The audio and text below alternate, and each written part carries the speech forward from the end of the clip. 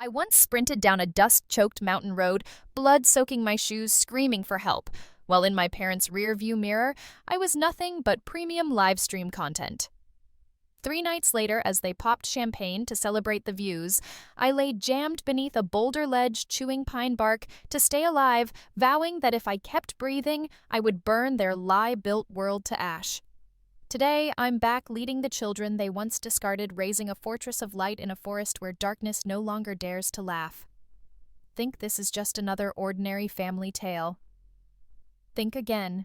Smash subscribe now, so you never miss the next mind-shattering chapter. I used to think the worst thing was being hurt by strangers until my own family turned me into a victim. A single shaft of sun knifes through the redwoods and rests on the crown of my head like a muted spotlight. The morning air is still wet with dew.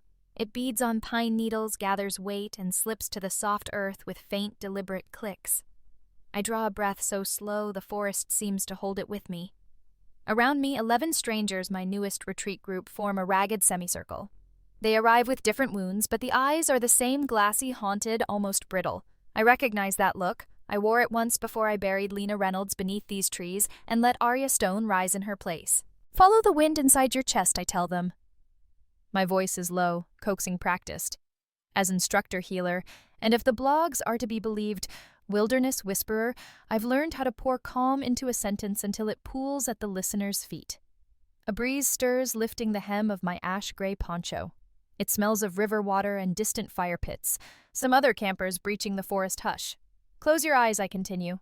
Count to 5 on the inhale, hold for 3, and surrender the exhale like you're letting go of a name that never suited you. They obey in trembling unison. One man's shoulders quake, though the temperature is mild. The tremor is inside, not out. A young woman presses 2 fingers to the faded scar along her jaw, as if verifying by touch that the night it came from is not breathing down her neck.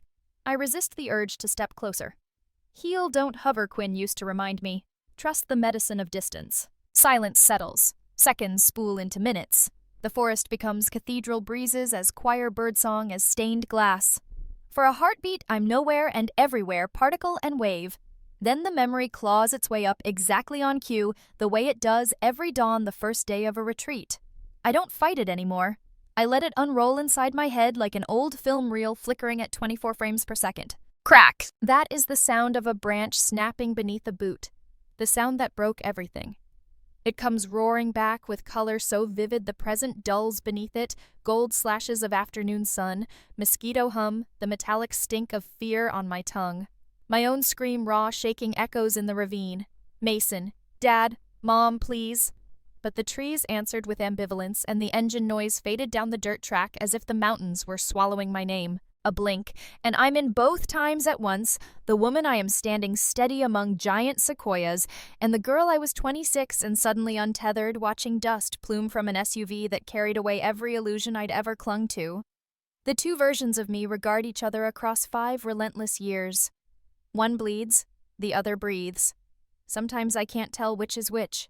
A twig pops to my right. Instinct rides my spine, but it's only Jackson, tall, prematurely gray, lowering himself onto a mossy boulder. He's doing exactly what I asked, grounding, expanding, surrendering. Still, the crack transports me. The forest I'm guiding them through and the forest that nearly ate me alive overlap like poorly registered transparencies. The image of Lena, lost and raw-throated, flares bright. Her hair is shorter than mine, is now hacked off with a camping knife after it tangled in brambles. Her jeans are soaked to the thigh from wading a glacial creek in hopes of finding a trail. She hasn't slept in 31 hours, but terror keeps her upright. There's dirt in the half-moons of her nails, blood seeping through the sock where a rock split her heel. Yet this surprises her. Even then, an ember of fury burns at the center of her fear, hot enough to melt it. When that ember grows, she will become me. I was Lena Reynolds, 26, the eldest fault line in a family of quakemakers, and they left me here to learn a lesson. The line floats across memory's screen, a subtitle only I can read. I open my real eyes. Morning light ricochets off leaves in restless prisms. Each glint is a needle threading past and present. The campers' chests rise and fall like lapping tide. A woodpecker drums, somewhere a heartbeat that isn't mine. I let them drift. Their work right now is inside. My work is to hold the perimeter, to be the spine they borrow until their own strengthens. It's almost funny Victor Reynolds used to say I had jelly for a backbone, yet here I am immovable, while the man who made that joke sits somewhere miles away facing federal charges he never imagined could stick to him. The thought is sweet, but I don't linger. Holding space requires a monk's discipline. I exhale, let the forest exhale with me. Cut to black. No, not black midnight blue moon-stitched August wind surging through branches like surf. The cinematic part of my mind remakes the night they abandoned me in widescreen and Dolby Atmos because some traumas insist on production value. The SUV's taillights vanish behind a switchback. Silence returns all-consuming. I remember whispering, they'll come back with the shaky optimism of someone still loyal to abusers. 30 seconds later, that optimism fractured. 60 seconds later, it burned. Now the reel jolts forward, spliced with a memory I rarely admit for an instant as darkness swallowed the road. I wondered if dying out here would punish them. If the discovery of my body weeks later, hollow-cheeked eyes pecked clean, would haunt their dreams. Shame claws my throat whenever I recall that impulse, but honesty is sharper than shame, so I own it. Part of me wanted my death to be their pain. I purge the thought with a breath back in present time. My students are finishing the first guided cycle. I instruct them to place their palms on the forest floor. Feel the heartbeat older than history, I say. They obey, sinking fingers into humus. Eyes still closed, they look younger. Part of guiding is knowing when to break silence. I wait, counting 8 steady breaths before speaking again. You're not alone out here, I tell them. The earth itself is in dialogue with your lungs. Take one last inhale, hear what it says. Their collective inhale sounds like surf racing up a beach. And release, I finish. Eyes open. Some blink as though surfacing from deep water, disoriented by gentle light after submerged darkness. I offer a half smile, then gesture toward the rough-hewn benches we dragged here at sunrise. They filter toward them with the reverence reserved for sanctuaries and funeral parlors. Before we share, I begin. I want you to see something. I kneel, unzip the weatherproof pouch strapped to my thigh, and draw out a battered video camera Sony Handycam circa 2015. Its casing is cracked. Duct tape crosses the battery latch. Gasps ripple through the group. I've never produced this relic on day one. This is the blueprint of my beginning, I tell them. My family used it to document the greatest joke they ever told. A hitch in my voice betrays nothing. I've trained it to stay level. I'm going to play you 10 seconds. Only 10. If anyone wishes to step away, do it now. No one moves. Curiosity is a gravitational force. I press play. The tiny screen flickers, reveals a jostling interior shot of our SUV. Mason's face in tight close-up, devilish grin selfie angle. The camera pans Dad at the wheel, Mom in the passenger seat reapplying lipstick, Olivia giggling in the back. Then the lens whips toward the rear window. Outside, smaller and smaller, Lena appears in the center of the road, sprinting arms, windmilling mouth, a red O. The audio is wind and laughter, my family's laughter bright as shattered glass. Lesson time for sis. Mason yells in the footage. Think she gets it yet? Dad whoops. Mom claps. The camera shakes with movement. Mason's laughter degenerates into hiccups. I kill the playback. The grove falls silent, birds included. My students stare horror-wide. I tuck the camera away, not ceremonious, almost casual. Let them digest the violence disguised as banter. I used to watch that clip on repeat, I tell them. Some nights to remind myself it happened. Some nights to convince myself it wouldn't define me. I scan their faces. You've all brought ghosts. Today you met one of mine. A throat clears Sasha, the youngest, maybe 22. Did they come back? She regrets the question the instant it leaves her, but curiosity outranks courtesy. They did, I say softly. 5 years too late. A ripple of disbelief skims the group. I feel them lean forward collectively, orbiting the gravitational field of my history. We'll talk about that another day. For now, I need you to travel back, each of you, to the moment you first realized the world wasn't as safe as you'd been promised. Faces blanch. You don't have to speak it aloud, just hold it. Put it on your tongue long enough to taste the metal. They comply, silence stretching taut as violin strings. Sunlight climbs higher, leaks through cedar branches, dust mote flurries dancing in its beams like microscopic comets. While they dive inward, I allow myself a rare indulgence. Imagining my family right now, maybe sitting in some sterile attorney's office, wrists clamped by custom cufflinks, faces drawn. Their empire of tough love has crumbled into court dates and bad press, but vengeance is a fire that eats both prey and predator. I refuse its heat. Instead, I breathe pine and promise. The group stirs, tears glint on cheeks. Time to ground them. Open your eyes if they've closed, I direct. They do. In a few moments, we'll hike to Riverbend and learn the first stabilization ritual, but before we leave, I want to anchor you to the earth in one more way. I scoop a fistful of soil, let it sift through my fingers. These woods saved me, I whisper. They can save you too if you stop asking them to be polite about it. A smile flickers on Jackson's lips, first hint of light I've seen in him. Good. Stand, I say. They rise, creaking like saplings in their first wind. Walk in silence. Listen for the stories under your feet. I shoulder my rucksack and lead them toward a game trail that snakes through sword ferns. Our boots compress loam with soft thuds like a slow drumbeat. As we move, sunstruck dust motes swirl around us, turning the trail into a corridor of amber stars. Someone behind me sniffles. Someone else exhales a hiccup sob surrendered to the trees. No one speaks. The forest receives every sound, every breath without judgment. That was Quinn's first lesson. The second was harder. Before you can heal anyone, you must meet them at the mouth of their wound. Today I've opened mine for them to see. Tomorrow they will open theirs. By the end of the week, we will stitch each other with threads no scalpel can sever. We reach a break in the canopy where sun floods a moss-cushioned clearing. I halt, raise a hand. They cluster in a semicircle. You'll return here often, I tell them. It will look different every time because you will be different every time. I unsling my pack, produce a coil of hemp rope. Circle up, I instruct. Left hand on the shoulder before you. Right hand palms the earth. They obey. I weave the rope through their linked arms, symbol binding. This is the moment we begin, I say. Not when you paid your deposit, not when you arrived at base camp. Now. Everything before this breath was prologue. We close our eyes together, 12 strangers and the ghost of a girl screaming at a vanishing car. On the next inhale, I feel her step closer, tentative, curious about the life I've built on the bones of her pain. I extend an invisible hand. She takes it. Her pulse thrums through me, wild, defiant. The rope tightens as shoulders rise. On your next exhale, I whisper, leave behind the names someone else wrote for you. Their breath spills out like wind through pines. I imagine name tags peeling from chests, fluttering away victim. Weakling, liability, daughter, sister, jelly-spined. My own name tag, Lena, lifts, flaps twice, and vanishes into the sun-drenched canopy. I open my eyes exactly as the minute hand on my field watch sweeps to the 7-minute mark since we began. 7 minutes of stillness, memory, and ignition. The retreat has officially entered its first threshold. The other thresholds will come, some gentle as snowfall, some violent as rock slides, but this is the doorway that matters.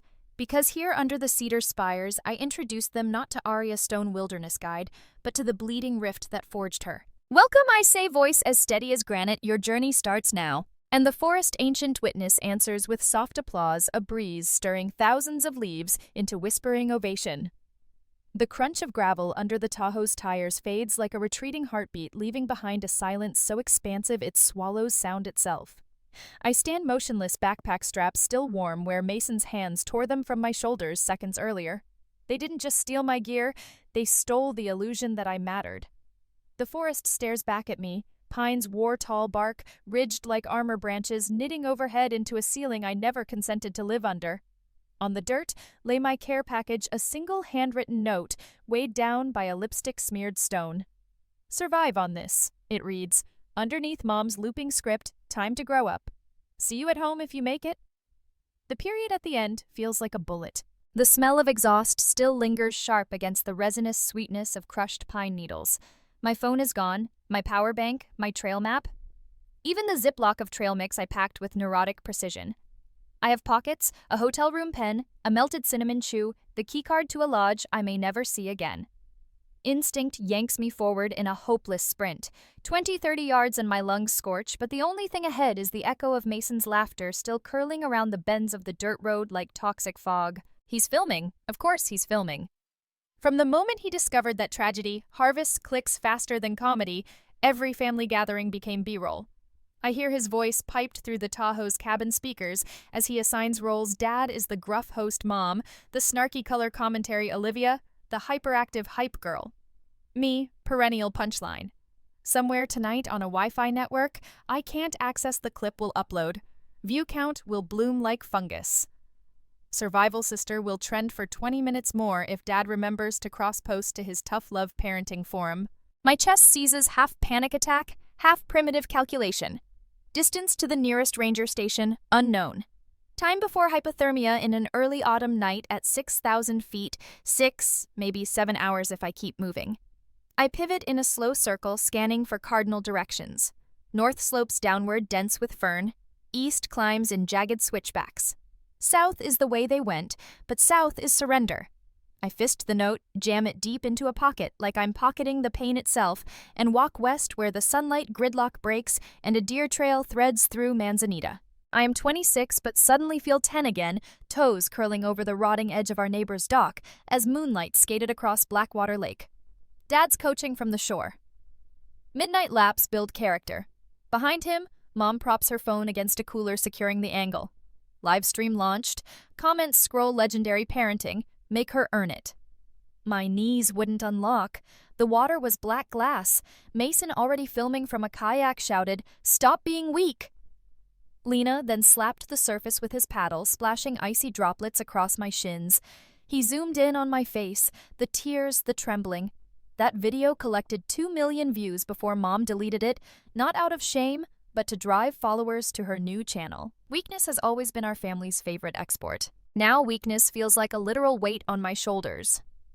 Afternoon light collapses into long blue shards as the sun slides behind ridges. Every rustle of underbrush turns my pulse into a war drum. I count supplies like a miser, half a stick of chewing gum, the hotel pen, the keycard that will never open a forest. My stomach knots. The last meal was a gas station sandwich 6 hours ago. I kneel, scoop fallen pine needles into a mound, pretending I'm building something other than denial.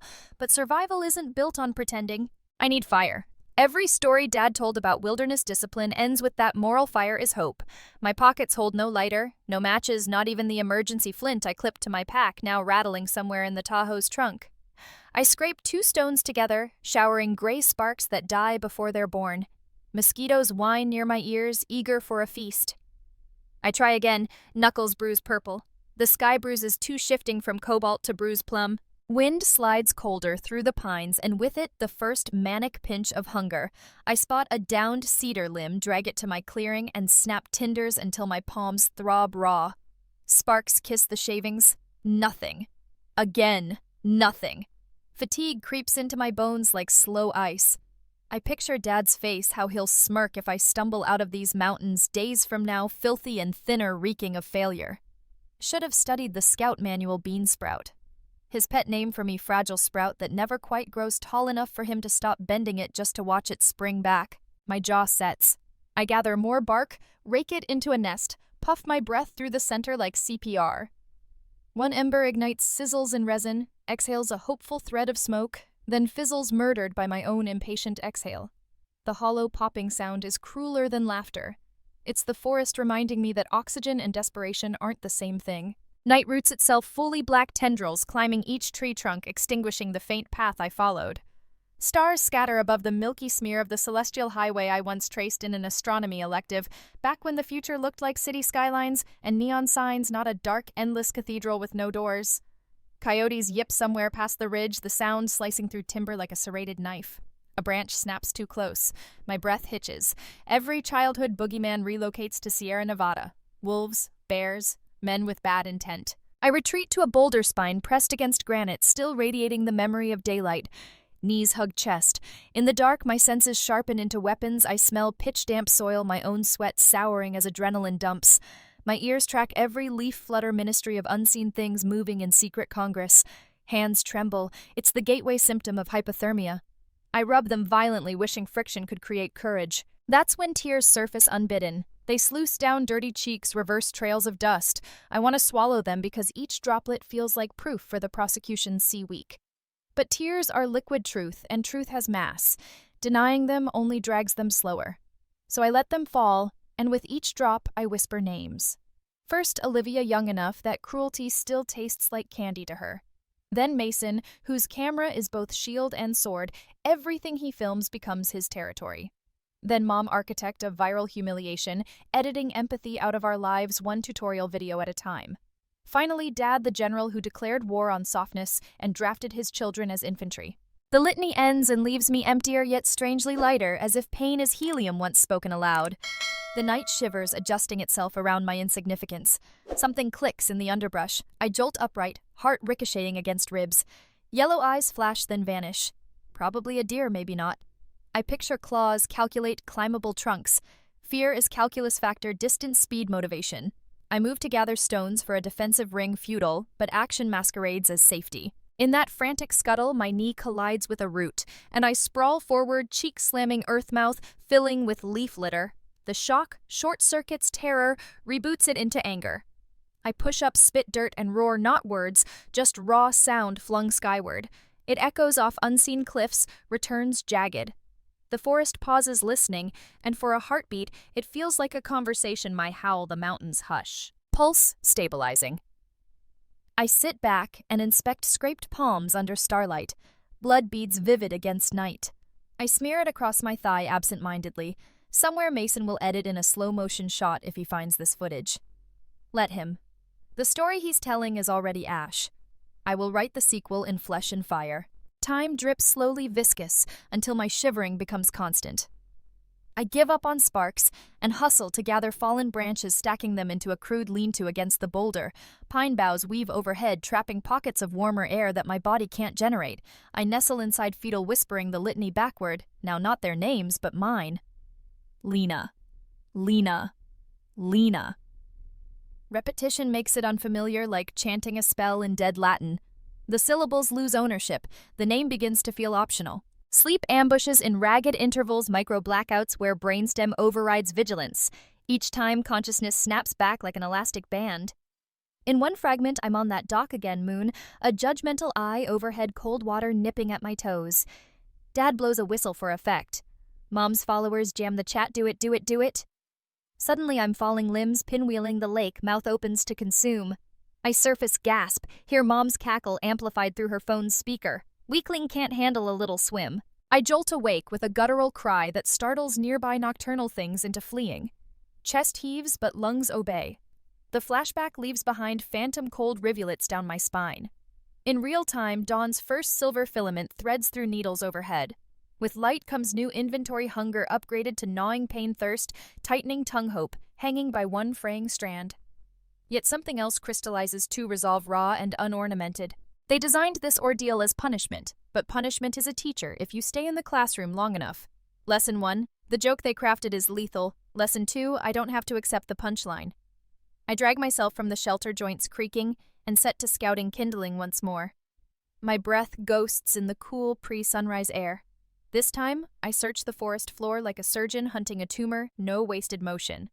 I find shredded cedar bark, resin-rich fatwood, a bird's abandoned nest. I shred the nest into a tight tinder bundle, wedge fatwood shavings inside.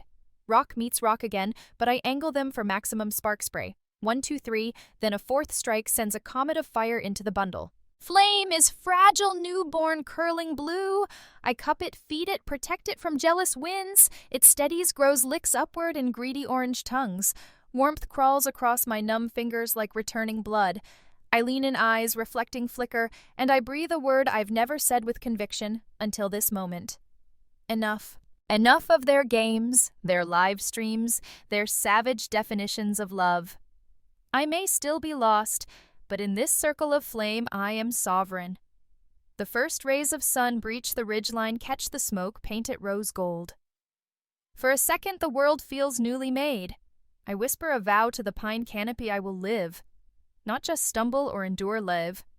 And when I step out of this wilderness, I'll decide what name survives the journey. Behind me, the fire pops embers spiraling skyward like bright messengers. I watch them ascend, each spark a silent refusal to die, and I finally understand this is not the aftermath of abandonment. It's the prologue of invention. Dawn arrives as a ghost, cold and pale, stretching fingers of bruised light through the jagged crowns of Sierra Nevada pines. Their needles glitter with frost, tiny knives that flash warnings no one is around to hear. The dawn smells like iron and moss, a fragrance that reminds me of childhood morning fishing trips before irony poisoned memories. I remember kneeling on the pier thinking life was a placid lake I could map with toy compasses, not this avalanche of consequences. The smell now is a reminder, and a warning beauty coexists with hunger. I have not truly slept. The fire I coaxed into existence before sunrise has collapsed into a grave of sullen coals, and every joint in my body articulates a single fact: I survived the first night, but the mountain does not care. It demands proof again. Hunger gnaws like a rat behind my ribs, but thirst has the louder voice. My tongue feels salted, swollen, incapable of forming consonants. I scrape soot from my cheek and survey the terrain. The narrow deer trail I followed yesterday splits here, one arm plunging into a ravine muffled by fog, the other climbing a scree slope where wind sculpts dust devils against the sky. I choose elevation, not optimism, but strategy. Rivers run in valleys. To find them, you must first see them. My right ankle, however, has filed a formal protest. It twisted on a loose rock hours before dawn when I limped out to gather more fuel. I ignored the warning, too busy feeding flame, but the joint has stiffened like seized machinery. I test weight, feel a white flare of pain, and taste bile. My breath catches. Pain is information. Dad's voice lectures from memory.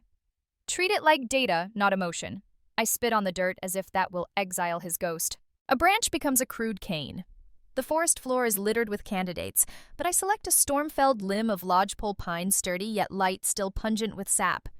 Using a shale edge, I shave notches for grip, binding them with shoelace strips cut from the canvas high tops I wore for what was allegedly a bonding weekend.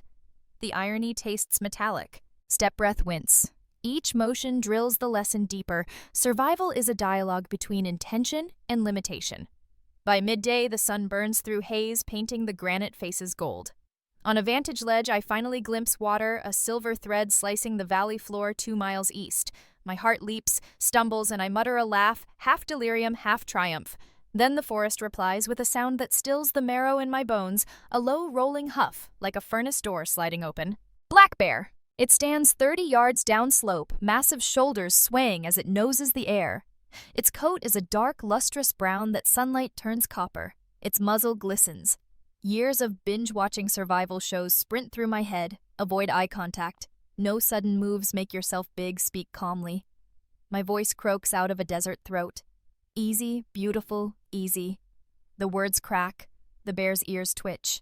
It advances 2 steps. Fight is fantasy. Flight is the only verb available. I pivot uphill, ignoring the ankle's protest cane stabbing soil for momentum. A deadfall barricade blocks the ridgeline. I vault the first trunk. Feel bark scrape shin. Second trunk higher. Misjudge my foot. Catches momentum folds. I crash shoulder first. Breath punched out. A scatter of birds takes panic flight overhead, but the only winged creature I envy is their fear-granted altitude. The bear clambers over the first trunk with an agility at odds with its weight, snout swinging. I scramble forward on hands and one functional knee dragging the useless foot. 20 paces ahead, the ridge wall breaks into a slot canyon barely wider than my shoulders, a fracture in granite, perhaps 20 feet deep. If I can squeeze in the bear's bulk, may bar entry. Pain tunnels my vision. Every heartbeat booms like a starter pistol. I lunge for the narrow opening and wedge inside. Granite kisses both shoulders, icy cold. The cane falls, clatters into shadows. I press deeper until the light behind me is occluded by a shaggy silhouette. The bear snorts claws at stone, sending quartz chips skittering across my boots. I choke on dust and adrenaline. For endless seconds, we are statue and shadow. It paws again, frustrated, unable to compress 400 pounds of muscle into a crack evolved for water, not predators. Its breath is meat-scented rot. Its exhale fogs the dim air. Then a huff, a rumble, and the silhouette retreats. I listen, count breaths, hear the shuffle of detritus as the animal searches for another route. A heartbeat later, a startled yelp echoes some smaller creature unfortunate to cross its path, and then the forest sinks into a hush so complete I can hear blood navigating my ears. My body sags. The crevice cradles me like an open grave. Sweat chills, making me shake. Somewhere beyond the stone walls, I hear my own voice erupt, not timid but feral, echoing, ricocheting off granite. I don't deserve this. The declaration rattles the ravine with more authority than I expect, like a verdict delivered from a high bench. The words hang, then dissolve into a silence that doesn't answer but also doesn't argue. When my pulse relinquishes its battlefield cadence, I inch backward toward daylight. The bear is gone, but footprints crater loam, a reminder written in earth. I retrieve the cane, now cracked, and cut it shorter for leverage. Light slants late afternoon orange. Shadows lengthen like hands poised to snuff the sun. I need water before night returns with its choir of fanged uncertainties. The descent is agony. The ankle balloons against boot leather. Each pebble is a knife, yet thirst overrides pain. I count steps in sets of 10, bribing myself with fantasies of cold river melt on my tongue.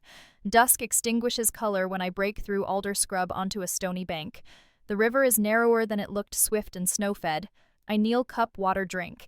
It's so cold it feels carbonated, shocking nerves awake. I risk infection, but drink until cramps bloom. Then I refill a cracked plastic travel shampoo bottle I forgot in my back pocket, unexpected blessing from hotel vanity. Hydration buys time, not safety. I must shelter before temperature nosedives. Opposite the river, a granite alcove yawns like a train tunnel collapsed halfway.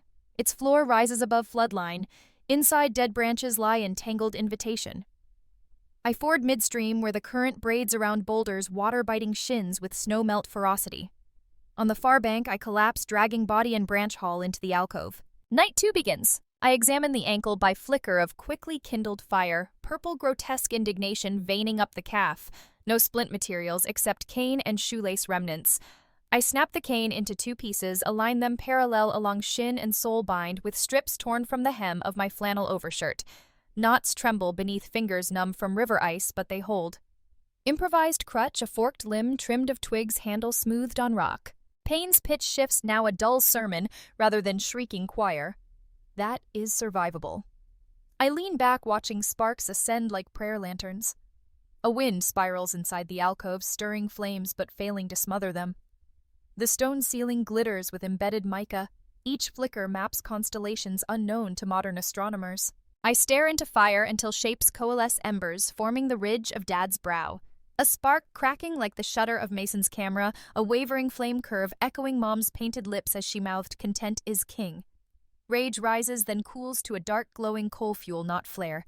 I will burn it slowly, convert it into something that lights only my path. One by one, forest sounds take the stage, pine needles whispering, river rapids mumbling, distant baritone, an owl issuing its metered question. I turn the cane splints, gently adjusting pressure. Pain jabs, but no new fire. Ligaments may be sprained, not torn. That diagnosis is hope wearing a lab coat. Hunger returns louder. I scan alcove inventory, bark scrapings, pine nuts too resinous to eat raw, a handful of service berries discovered near river crossing. They're half shriveled, but sweet enough to tease my stomach into another rebellion. I chew slow trickle glucose into bloodstream. Tomorrow I must trap or forage, but tomorrow exists only if I claim tonight fully. The alternative history comforts me. I whisper to the stone I'll choose the dark too. A spark pops approval. Sleep drapes itself across my shoulders like a heavy quilt. I bury embers under ash blanket, leave one vent glowing for warmth, and curl on my side with the crutch within reach. Dreams are fevered, time-looped. I run corridors of endless hotel hallways, Mason's camera drone buzzing overhead like a metallic hornet. Doors slam, each displaying subscriber counts instead of numbers. Behind one door, thunderous paw steps, bear or father, not sure. I wake before impact, throat raw from silent scream. Night is half spent. Moon wedges above the ravine, mouth a cold coin glued to black velvet. I sit, inhale fire-warmed air, and review status like command line output, water secured. Fire stable. Mobility compromised but functional. Psychological state oscillating yet intact. I add a line item, Dad never valued spirit. Not in the religious sense, but raw animus, the will soldered to marrow. Mine is bruised but louder tonight. It echoes in the alcove as I speak aloud, I am not their lesson. The declaration feels weighty enough to tilt the Earth's axis. Outside something scurries, maybe mouse, maybe myth, but it retreats as if the words raise new boundaries around me. The fire answers with a low, approving sigh. Clouds slide across the moon, cloaking the alcove. Sleep tiptoes in again, but gentler. Before it claims me, I address the darkness, a promise etched in coal and bone. Tomorrow I move. 1 mile or 10 I move, and every mile steals power from them to define me. The fire sighs once more, and night stitches itself closed. In that sealed cocoon of stone and ember, the girl once named Lena surrenders to dreamless rest, her pulse sinking to the slow metronome of mountain rock. When dawn pries open the sky again, she will wake not whole but forged metal, hammered in the furnace of wilderness, cooling into something sharper than grief, stronger than rage, something ready to rise. The ranger station appears first as a sliver of red-painted roof wedged between fir boughs so startlingly domestic that for a moment I convince myself it's a hallucination. I limp closer, testing the vision the way you test ice on a lake, one tentative step, then another. No crack, no dissolve, only the reassuring smell of split cedar and gasoline from some unseen generator. Civilization's small, battered miraculous rises out of the granite like a mirage that decided to solidify. A raw throat turns my first greeting into a rasp. Hello? The word shivers in the late morning air, uncertain, but the door swings open anyway. A woman in a Forest Service windbreaker sun-leathered face gray braid takes me in with eyes the color of glacier runoff.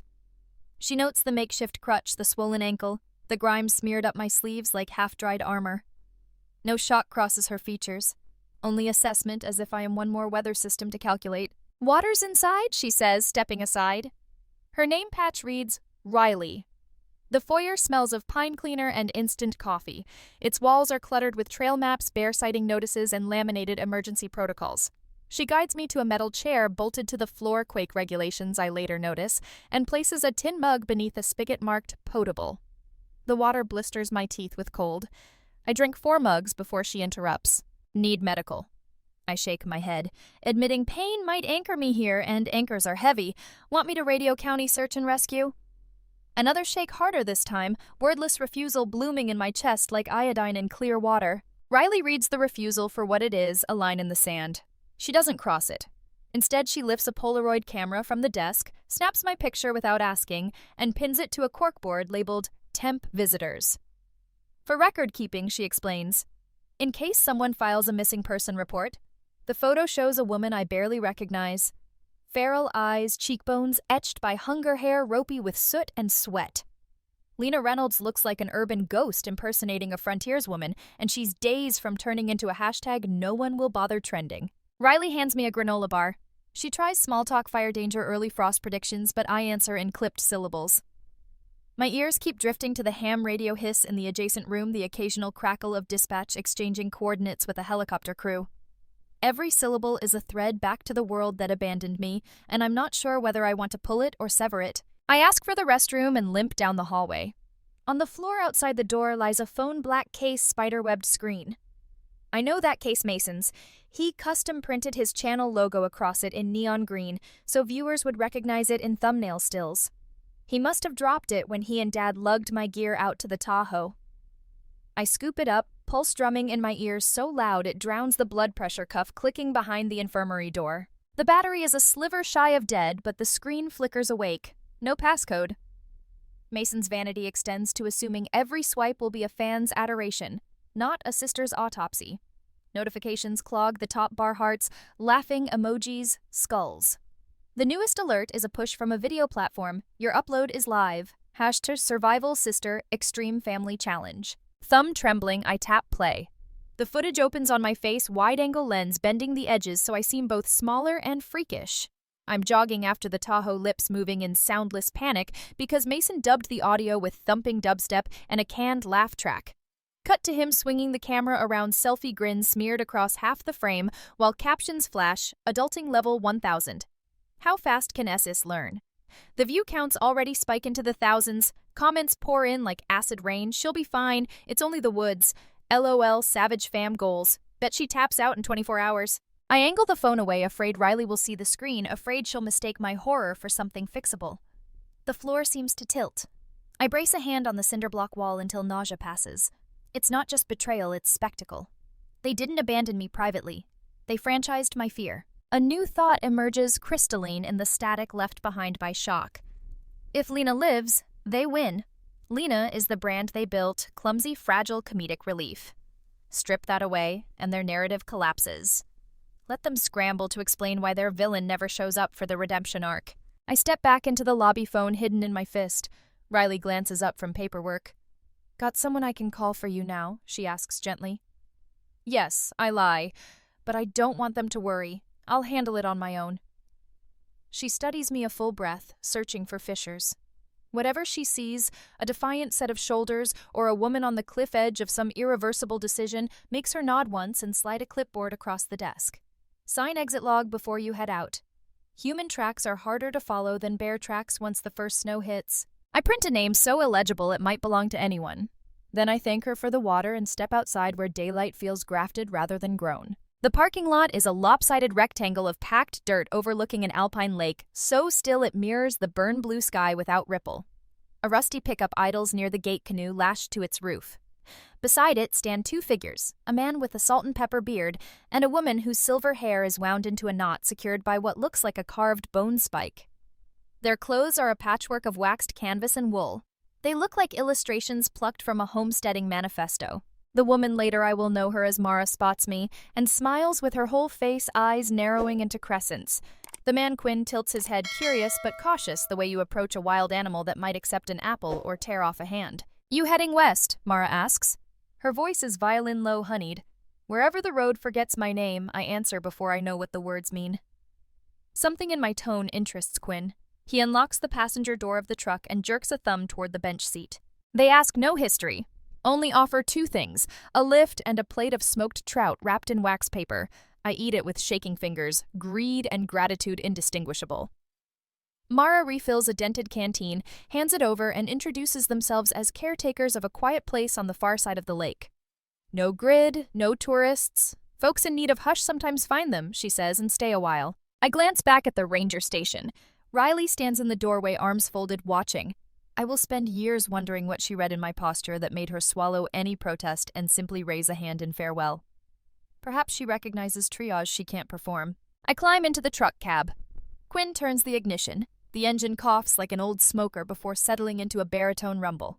As we rattle down the access road, Mara passes me a field journal, handmade leather-bound, and a stub of carpenter's pencil. Names carry stories, she says.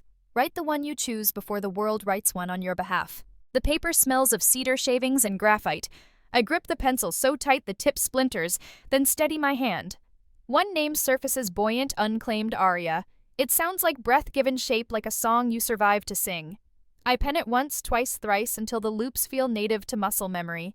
Beside it, I write stone because stone remembers fire, yet endures. I close the journal, trapping the new identity between pages that smell like possibility. Lena's syllables linger in my mouth a moment longer, then float out the cracked window along with dust stirred by tires. The sun is high noon now, lake winking through pine trunks. Each gleam is a Morse code promise. Keep going. Keep going. A mile out, cell service flickers back. Mason's phone vibrates in my lap, notifications multiplying like fruit flies. An alert from Dad's insurance firm account tags me. Tune in tonight for part 2 of the Survival Sister Challenge. Will Lena phone home? Their facade requires Lena to stay lost but visible, Schrodinger's daughter, simultaneously victim and performer, ratings guaranteed. I unlock the phone one last time, open the video platform, and navigate to account settings. With 3 taps, I delete Mason's channel from the device. The app begs for a password he never bothered to set. This digital decapitation doesn't erase the video from cloud servers, but it severs my last tether to their circus. I power the phone down, roll the window, and fling the device into the underbrush where sunlight can model its cracked screen until moss claims it. Mara watches but says nothing. Quinn pilots the truck onto an unmarked logging road that vanishes in a tunnel of cedar. Shadows glide over the windshield. The air here is rich with chlorophyll and secret springs. Each inhalation feels like respiration lessons conducted by giants. We crest a rise and the lake explodes into view, glacier blue ringed by granite outcroppings, water so clear, boulders in its belly appear suspended midair. On the near shore squats a cabin, hand-hewn logs chinked with clay. Smoke curls from a chimney, solar panels tilt like metallic petals toward the sun. This is where Hush lives, apparently wearing flannel and smelling of wood smoke and possibility. Quinn kills the engine.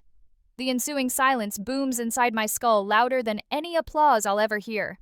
I exhale. Pain in my ankle pulses, but pain is an old story. I have a new one now. Mara asks, "Stay a night a week." "No clocks here, only seasons. I'll stay until the world forgets the sound of my old name," I say. The answer seems to please them. They nod as if they were holding a room key since sunrise, waiting for the exact soul whose outline fit the vacancy. We unload. The cabin door groans open, revealing a single room cluttered with books on herbal pharmacology, bundles of drying sage, a potbelly stove radiating polite heat. A small loft crouches under the rafters, caught wool blanket cedar chest. Home, or something brave enough to call itself that. I lower myself onto the cot, heartbeat finally slowing to something below emergency siren. Quinn presses a poultice of yarrow and plantain to my swollen ankle. The sting is medicinal reassuring. Mara places the leather journal at the foot of the bed. "Names need witnesses," she says. "Speak it." "Aria," I whisper. It unfurls in the cabin air like steam from a mug visible ephemeral reel. I repeat it louder until the syllables echo against log walls. Aria. Aria. Each echo sandpapers a layer of Lena's fear, sanding it down to something smooth, something ready for a new grain of memory to take. Night gathers. Quinn lights a kerosene lamp. Its glow puddles amber across floorboards. The lake outside swallows the last daylight and mirrors the first stars. I hobble to the window and watch my reflection fade into the infinite scatter of constellations. Somewhere beyond those peaks, a family I was born into scrolls comment sections refreshing for outrage metrics.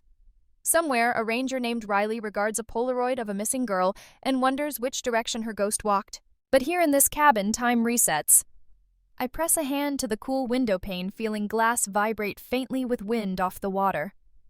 Aria Stone breathes her first full breath, unmarred by laughter that cuts unburdened by the expectation to break for someone else's spectacle. Behind me, Mara hums a lullaby in a language older than counties and hashtags. Quinn sets a kettle on the stove, the hiss promising chamomile laced with something wild. My eyelids heavy, I let the reflection blur until the glass shows only night and a faint silhouette that could belong to anyone brave enough to rename themselves.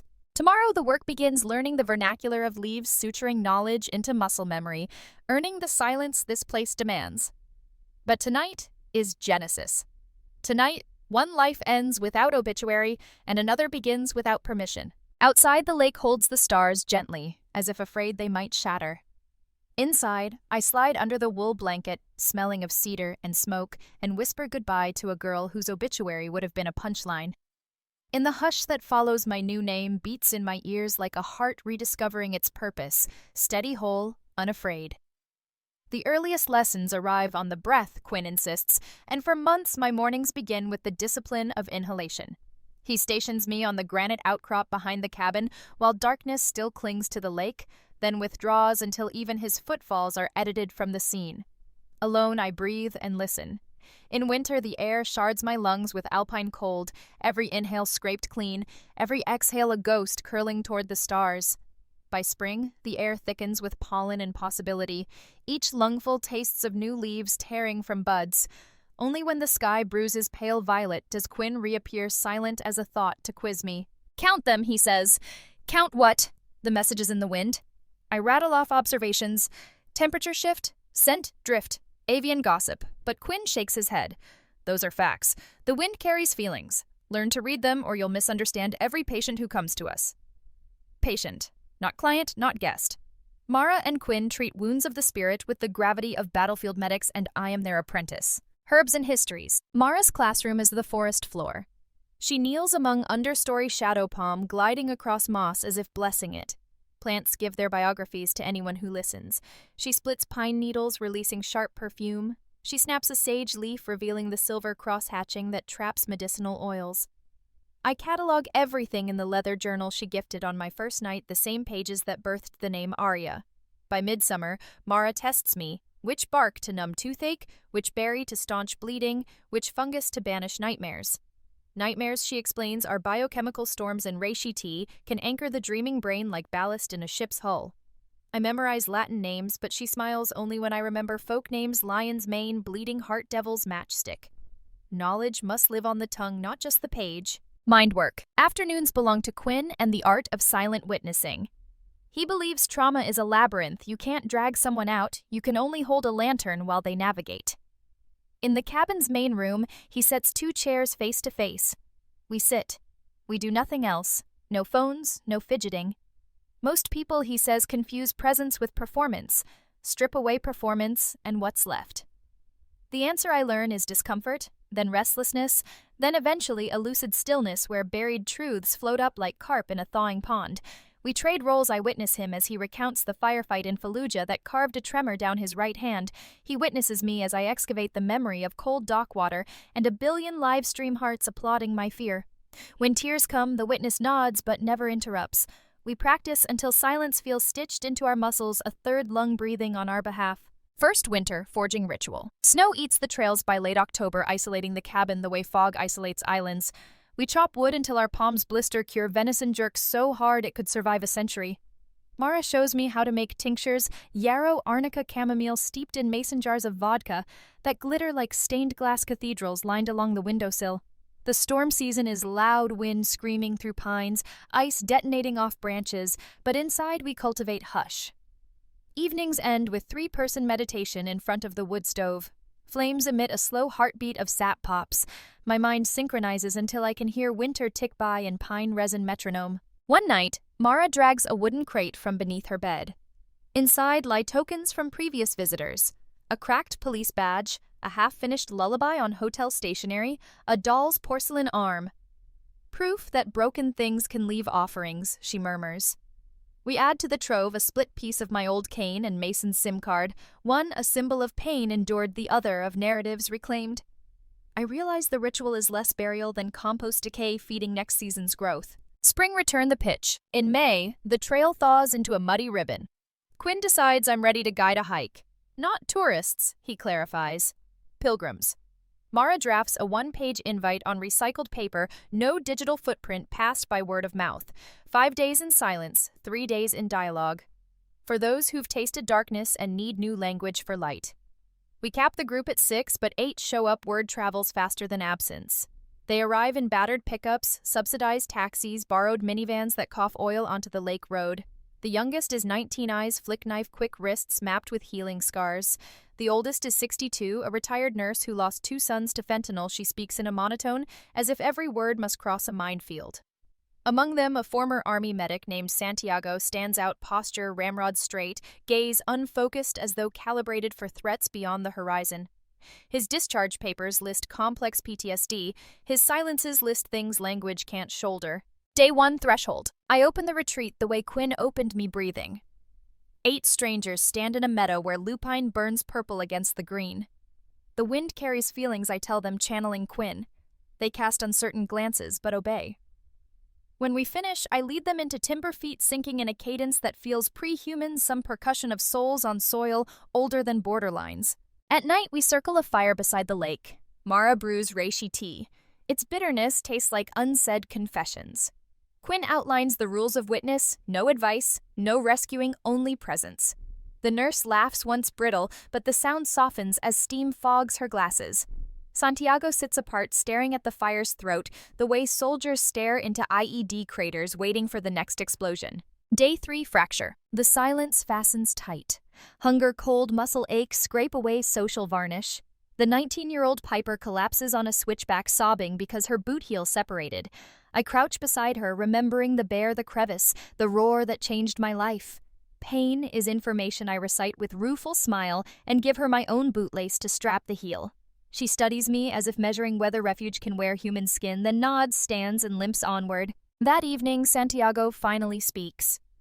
I've dreamt this forest, he mutters, voice graveled with cigarettes and suspicion. We wait. He describes a night patrol in Afghanistan, moon sliced by ridgeline, the smell of cedar impossible in the desert, but present nonetheless. He thinks the smell was memory leaking from his future into his past. No one laughs. Mara passes him a cedar oil vial. Anchor, she says. He inhales, shoulders uncoiling a centimeter. Day 5, descent and re-entry. The final silent hike climbs Mount Seraphim, a name Quinn swears predates settlers. At the summit granite slab overlooking 3 counties, we unpack river stones carried since day 1. Each stone receives a Sharpie inscription, a name, a regret, a sentence we can't serve anymore. We drop them over the ledge together. The clatter is anticlimactic, but the sighs that follow are tectonic. Piper shivers. The nurse weeps without sound. Santiago presses a palm to the rock as if scanning for earthquake faults. Back at camp that afternoon, we break silence. Stories pour out, not rivers but flash floods. Shame, grief, rage, they surge, crash, and recede, leaving silt of relief. I witness hands wrapped around a mug of spruce needle tea. Once Santiago halts mid-sentence, as if sniper backblast has struck memory. His hand begins the tremor Quinn knows too well. I reach out, palm up. He places his shaking fist against it until the tremor steadies his exhale, trembling like paper, but true. Graduation ritual. On the final morning, Mara leads everyone to the water dawn mist, hovering like unspilled milk. Each participant steps barefoot into the lake, submerging scars, tattoos, tired bones. They emerge dripping goose-fleshed, but eyes bright as if the cold scribbled new verses in their blood. Quinn photographs them with a Polaroid, the kind Riley pinned months before, then hands each a print with a single word on the back still becoming. Santiago lingers. I thought silence was the enemy, he says to me as we dismantle campsite. But your silence felt like somebody standing next to me in the dark holding a flashlight. He tries to smile, the muscles rusty. If you ever need another guide. I nod, understanding the invitation shared command of the dark. Forest Haven. The seedling becomes grove. Word spreads the way. Spring melt charges a river slow until suddenly irreversible. 3 months later, we host 12 pilgrims by autumn 21. Quinn constructs a longhouse of cedar poles for group circles. Mara expands her herb garden into tiers carved from hillside, each labeled in cursive woodburn ease, courage dreamless. We build composting toilets, install solar panels scavenged from a defunct ski resort, and string tin lanterns across pathways, so night visitors follow constellations at ankle level. We name the place Forest Haven, after Piper declares through tears of gratitude. This grove feels like the lungs of the world breathing on behalf of anyone too tired to inhale. The name sticks. Forest Haven lacks cell service by design, but analog communication flourishes. Handwritten letters tucked beneath cabin doors, gratitude stones stacked beside the trailhead flute melodies drifting from Santiago's tent at dawn. He never leaves. Instead, he trades a soldier's rank for gardener's tools, spends afternoons teaching Piper to carve walking sticks in the shape of phoenix feathers. The nurse returns twice yearly each trip, leaving behind a symbolic artifact, first her stethoscope, then a folded newspaper obituary of one son, then the second. She plants columbine along the lake shore, calling them Blue Star Mothers. Aria's transformation. Guiding heals the guide by reverse osmosis. Each confession I witness leaches residual venom from my own bloodstream, but healing isn't linear. Some nights I wake in the loft to lake light slanting through rafters and hear Mason's laughter, Doppler shifted distant but invasive. I steady my breath, search for the wind's feelings, and remember that comets too shed tails before they disappear from the eye. On the anniversary of my arrival, Mara and Quinn host a midnight ceremony. They gift me a cedar-handled blade etched with a single rune root. A healer must sometimes cut away rot, Mara says. Quinn adds, but a root also holds the tree upright. They clasp my wrists, the closest either comes to an embrace, and declare me Wayfinder. It feels less like promotion, more like ordination. I celebrate by guiding a solitary trek into the backcountry I once staggered through. The crevice where I hid from the bear is still there, moss-lined, echoing with old fear. I kneel, press the blade's edge against the granite, and carve a small X marker of survival, but also a door hinge, the place where Lena ended and Aria began. Soundscapes of recovery. Forest Haven develops a soundtrack. Mornings pulse with woodpecker percussion, middays hum with bee-string sections, evenings close with loons trilling high notes over bass drone of bullfrogs. Pilgrims add their verses, Piper's laughter no longer brittle. Santiago's low Spanish lullabies, the nurse's humming while she tends the medicinal beds. Even silence carries timbre here, a hush textured like velvet moss. We measure progress not by cured trauma. Trauma isn't an infection to eradicate, but by reclaimed agency. A teenage runaway mails us her community college acceptance letter. A widower returns the pill bottle he once planned to empty, filled now with lake pebbles shaped like tiny hearts. Santiago treks to town once a month to run a free woodworking class for veterans. Attendance triples after local radio interviews him under the moniker the Silent Sergeant. Closing frame, 35th minute. Light filters through canopy and honeyed columns. I stand on the dock. Quinn and I, rebuilt from salvaged redwood, watching a new group arrive by canoe. They step onto planks still smelling of linseed oil, shoulders hunched with caution. I greet them. Welcome home. Some smile warily, some tear up, some stiffen responses as diverse as the wounds they carry. Above the tree line, a hawk gyres sunlight gilding its wings. I remember my first sight of this lake, terrified, half-broken, and marvel at the symmetry. I was flotsam then. Now I am lighthouse. On the horizon, thunder mutters, but here the air hums with cedar and promise. I inhale, counting 5 beats, hold 3, exhale the name Aria into the breeze. The wind accepts it, threads it through branches, and carries it somewhere beyond the peaks where other wanderers might catch the syllables and find the courage to rebuild themselves from syllables of their own choosing. The edge of autumn rides a cold front down from the high peaks, pushing copper gusts through Forest Haven like an invisible broom. Leaves rattle against cabin shingles, and stray pine needles tumble over the porch rail where I've balanced a field recorder on a stack of dog-eared notebooks. It's episode 6 of the Quiet Renegade series, a project Piper talked me into, whispered meditations, interviews with pilgrims who swear the forest rewrote their neurology.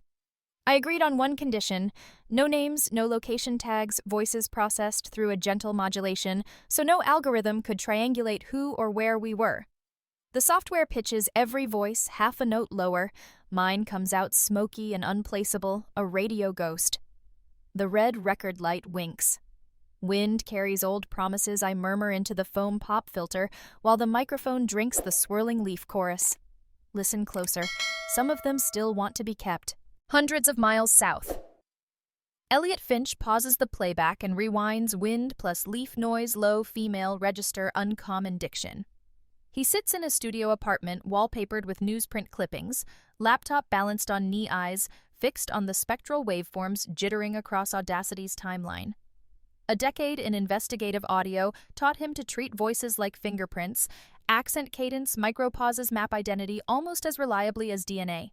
This particular timbre scratches something deep in memory, though he can't place why.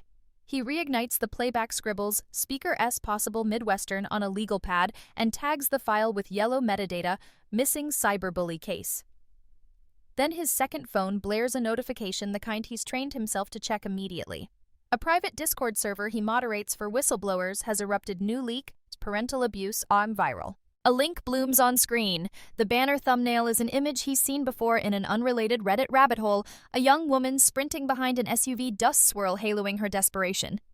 But this version is raw, no EDM soundtrack, no jump cuts, just shaky handheld footage capturing terror in real time.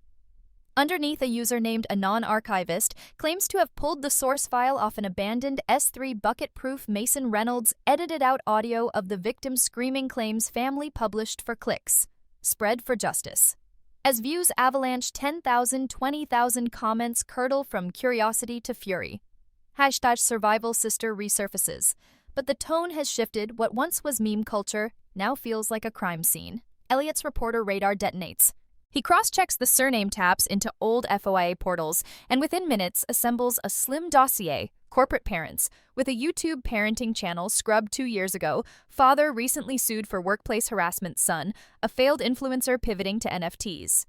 None of the dots fully connect until he replays the Quiet Renegade snippet and hears that same tremor under the vowels, the gasp at the top of an inhale that can belong to only one trauma-forged throat.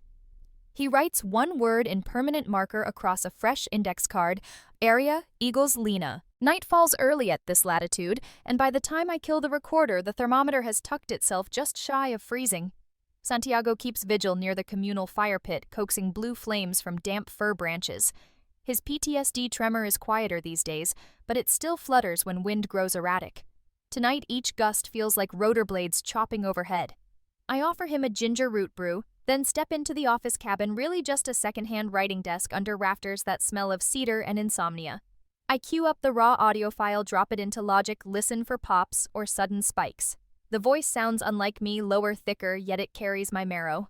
I edit out one moment where a distant chainsaw intrudes, otherwise the wilderness ambience is perfect. Once exported, the file slips into a hidden RSS feed accessible only to 37 subscribers, most refugees from therapy deserts, who leave voice memos describing nights when sleeping pills failed. I know anonymity is their oxygen, and so far I have guarded it without compromise. Upload complete. I lean back, glance at the Polaroid of Quinn Mara and me nailed above the window, our smiles crooked like half-mended bones. The loft floorboards creak, Piper waving from the ladder, with a grin full of teenage tooth gaps she never had fixed. "You're trending," she says. The words chill me faster than the draft under the door. She flips her phone around. Even with poor reception, the video plays in jerks. My younger self so close I could snatch her from the screen. No edits, no dubstep, just raw cruelty in 1080p. Comment counters rocket upward. "This is abuse," screams one overlay, another. "Where is she now?" "Turn it off," I whisper. Piper obeys. My pulse hammers old rhythms I thought I'd drummed out of muscle memory, airport run anxiety, hallway locker dread.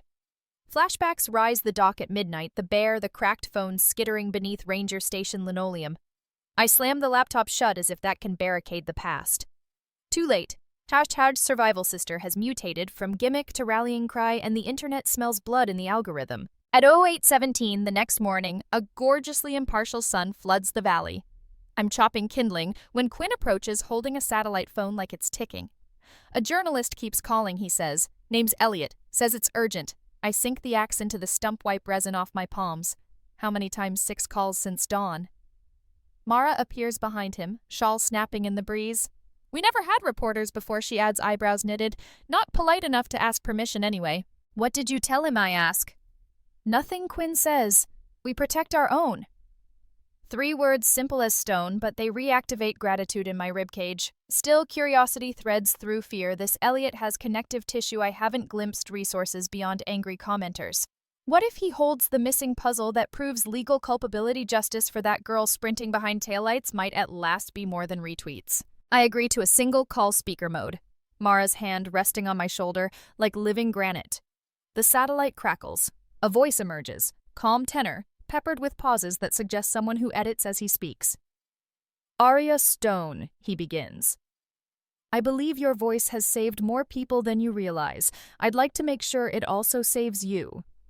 Before I can respond, he summarizes his findings, Mason's uncut video evidence chain, screenshots of chat logs where Dad celebrated merch sales tied to the challenge. He mentions minors replicating the stunt and ending up hospitalized. Each sentence lands like hailstones battering but clarifying the shape of the storm. I don't want to be anyone's spectacle, I tell him. Understood, he says. We can shield your identity, but survivor testimony accelerates legal action. Without you, the Reynolds family will spin this as a harmless prank. The name splinters something in me, Reynolds. It feels archaic, a last name pressed under museum glass. Yet courts adore legal names, old addresses, objective evidence chains. I ask Elliot how he located me. He hesitates, then confesses audio pattern matching. Your podcast modulation is good but not undefeatable. I traced rhetorical quirks, a specific inhale whistle caused by an old deviated septum. It led me to archived videos cross-referenced with missing person Reddit theories. His thoroughness both impresses and unnerves. If he cracked it, others might. Dad's insurance firm retains reputation management mercenaries.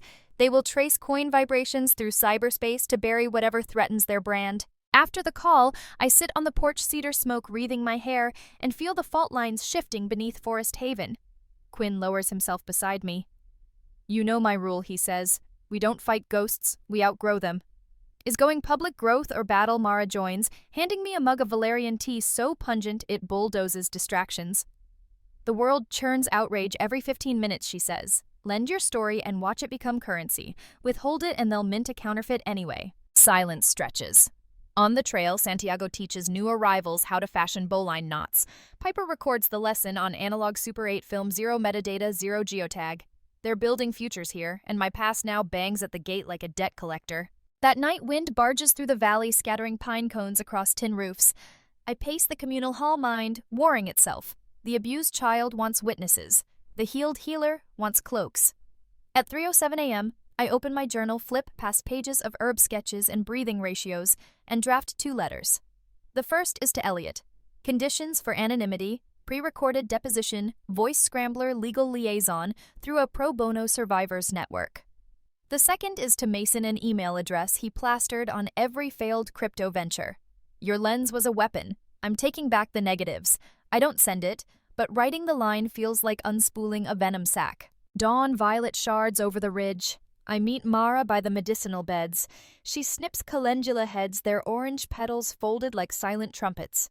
Whatever you choose, she says, not looking up. Remember, the forest taught you to thrive, not merely live. Thriving means sometimes standing where lightning can find you. Her scissors click punctuation.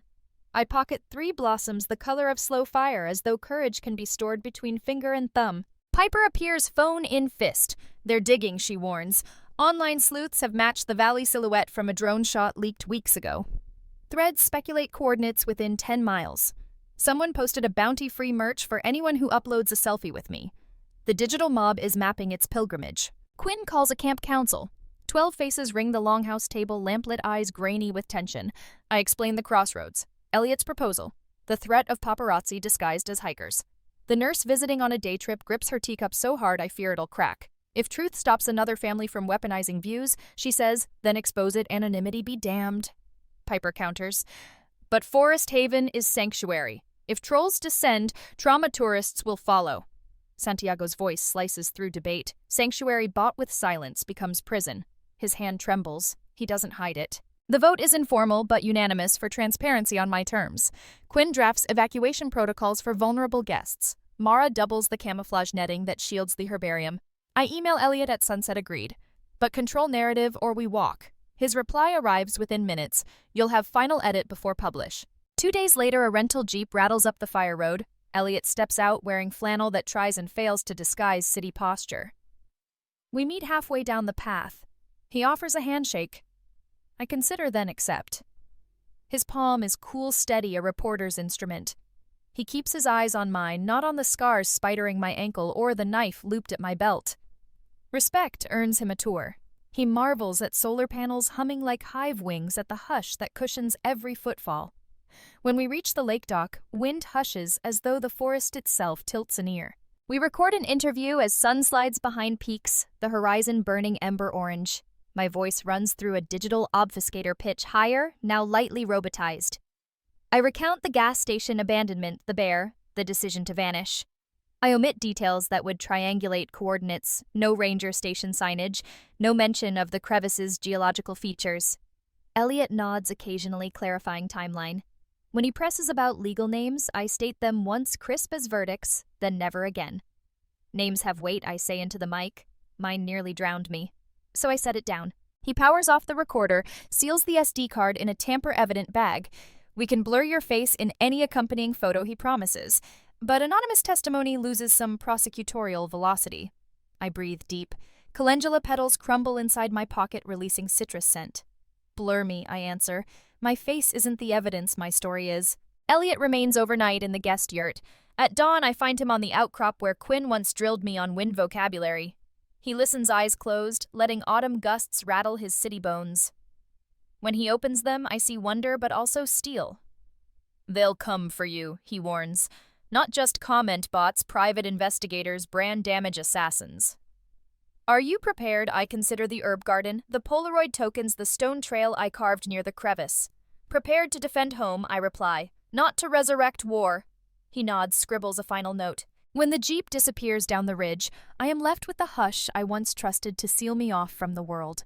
Now hush feels like the intake of breath before thunder. I stand on the dock wind, tugging at my braid, and imagine Lena's digital ghost flitting through court servers, deposition transcripts, headlines. The past may soon stand trial, but I refuse to be its evidence tag. I am witness, not artifact. Wayfinder, not cautionary tale. A gust yanks pine scent across the lake, ocean deep and ancient. I inhale. Somewhere in the labyrinth of servers, justice stirs, blinking at sunrise. Somewhere in Chicago, a family scrolls and sees their empire of humiliation cracking open like an overripe pomegranate. In Forest Haven, crickets launch their twilight overture unbothered. Above them, clouds muscle together, silver-lined with something that looks, if I squint hard enough, like change. A gale knifes down from the high cirques at dawn, herding a freight train sky across the valley. Slate clouds crush the color out of everything, even the evergreens that usually keep their optimism year-round.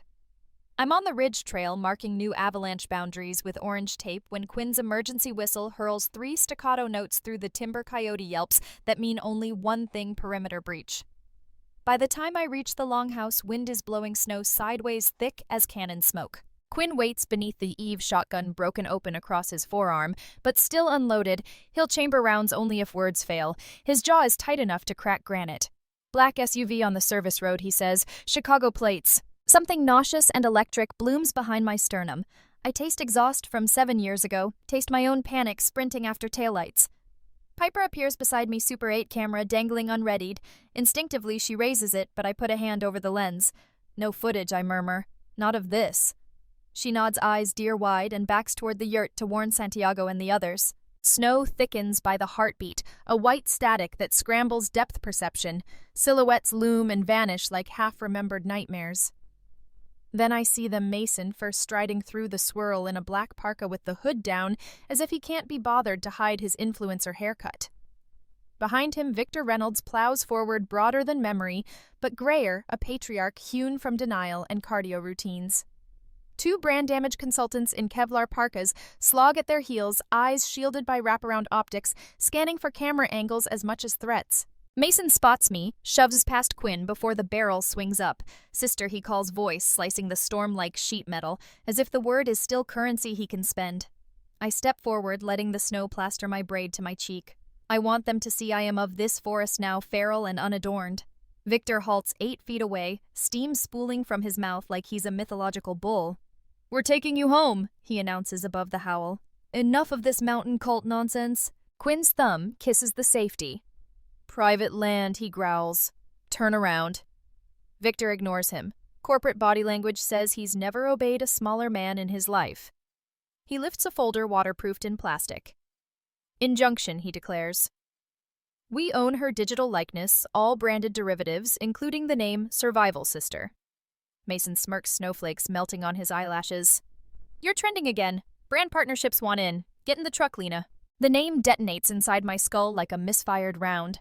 I almost stagger, but years of still point practice hold me upright. I look past them toward the suspension bridge that arcs over Frostbite Gorge, 100 feet of webbed rope and slatted planks swaying between granite jaws. It's the only direct route to Forest Haven proper. Every other trail is now hip-deep in snow. If I lead them onto that bridge, Quinn can bar the gate, buying time to evacuate guests. I slide my gaze to him. Unspoken strategy passes between us like a lit fuse. He nods. I pivot, walking toward the bridge without another word. Mason interprets silence as surrender. "Document this," he barks to a consultant already hoisting a gimbal. Boots crunch behind me. Wind shrieks louder inside the gorge, slamming Spindrift horizontally. Halfway across the bridge begins its pendulum. Cables groan, planks creak like old knees. Icicles hang from netting the whole structure, a cathedral of fractal frost. I keep my weight, centered steps synced to sway the mountain's metronome. Mason is 3 paces back camera now in selfie mode, monologuing about heroic rescues and sibling forgiveness arcs. Victor follows slower, wary of load limits. Behind him, the consultants sniff ozone for potential lawsuits. Snowpack on the far platform muffles footfalls. I reach the apex where the wind is scariest, but the acoustics carry. I stop. Mason keeps rolling. "Say hello to your fans," he urges, breath pluming across the lens. I face him, hood off, snow knifing into my scalp like baptism. "My fans?" I echo, voice low. Steady. "You mean your supply chain?" Mason's grin flickers milliseconds there, then gone. Victor raises the injunction folder like a shield. "Let's go," he orders. "We're done playing." The bridge lurches gust, or perhaps the tremor in Mason's legs. A hollow snap peels through the gale. One of the older slats behind Victor fractures, plunges into the abyss with a Doppler whine. Victor flinches, loses rhythm. The bridge pendulums harder. Snow chooses that moment to white out entirely. Horizon dissolves. The gorge vanishes, leaving only rope plank and a sensory abyss below. Another gust slams sidelong. Mason's feet skid. The camera flies from his grip and pinwheels into emptiness. He lunges without thinking, grabs the side net just as a plank shears away beneath him. His scream curdles into something primal. Icicles shatter under his boots. One rope fiber parts with a pistol crack. Time telescopes. I could step back, let gravity finish what cruelty started. Quinn's mantra echoes. "We don't fight ghosts, we outgrow them. But survival, I've learned, can choose mercy without forfeiting power." I drop to my knees, belly flat against planks, slick as polished bone, extend my braided safety line, the one Piper wove with red paracord for emergencies. "Take it," I shout. Mason's pupils are saucers. Tears or snowmelt streak his cheeks. Why he bawls, voice ricocheting off granite. I think of the girl on camera, fists pumping behind an SUV, and of every pilgrim who arrived believing pain was rent they'd always owe. "Because I've already buried one dead sibling," I answer, voice hot enough to steam the air. "I'm not digging another grave." He grips the rope. I shoulder weight backward, thigh muscles screaming, friction burning gloves. Victor lunges to help, but the folder his paper armor snags on netting and spirals down into storm void. In that second of distraction, Mason gains the platform. The bridge rights itself, sighing like a beast spared the kill. On solid ground, he collapses, wheezing. Victor kneels, checks for fractures while cursing the wind. The consultants film nothing now. Their gimbal lies inert, battery light blinking like a dying star. I stand, shake ice from my braid, and stare at them across 4 feet of weather and a lifetime of distance. I lived, I say softly. Voice a knife that doesn't need volume. Without your cameras, without your contracts. That's the definition of survival, not the pit you pushed me into for views. Victor opens his mouth. Appeal threat? Who knows? But the wind steals the syllables. Mason's eyes flood. Humiliation mixes with animal relief. I turn my back on them, walk toward the tree line where Quinn waits, shotgun lowered but ready. Behind me, I catch Victor barking orders, telling consultants to salvage footage from the deck cams. But a larger gust bellows, and I picture that wind sweeping their plans clean off the mountains, scattering them like dandelion seeds doomed to winter soil where nothing takes root. At the gate, Quinn locks the steel latch, meets my gaze. You sure, he asks. Over the roar, we both hear sirens of distant choices. Yes, I answer. They came for a product. We showed them wilderness. Piper appears, eyes shimmering. Is it over? She asks. Snow thickens into a white curtain where the bridge once was visible. I exhale fog. For them? Maybe. For us.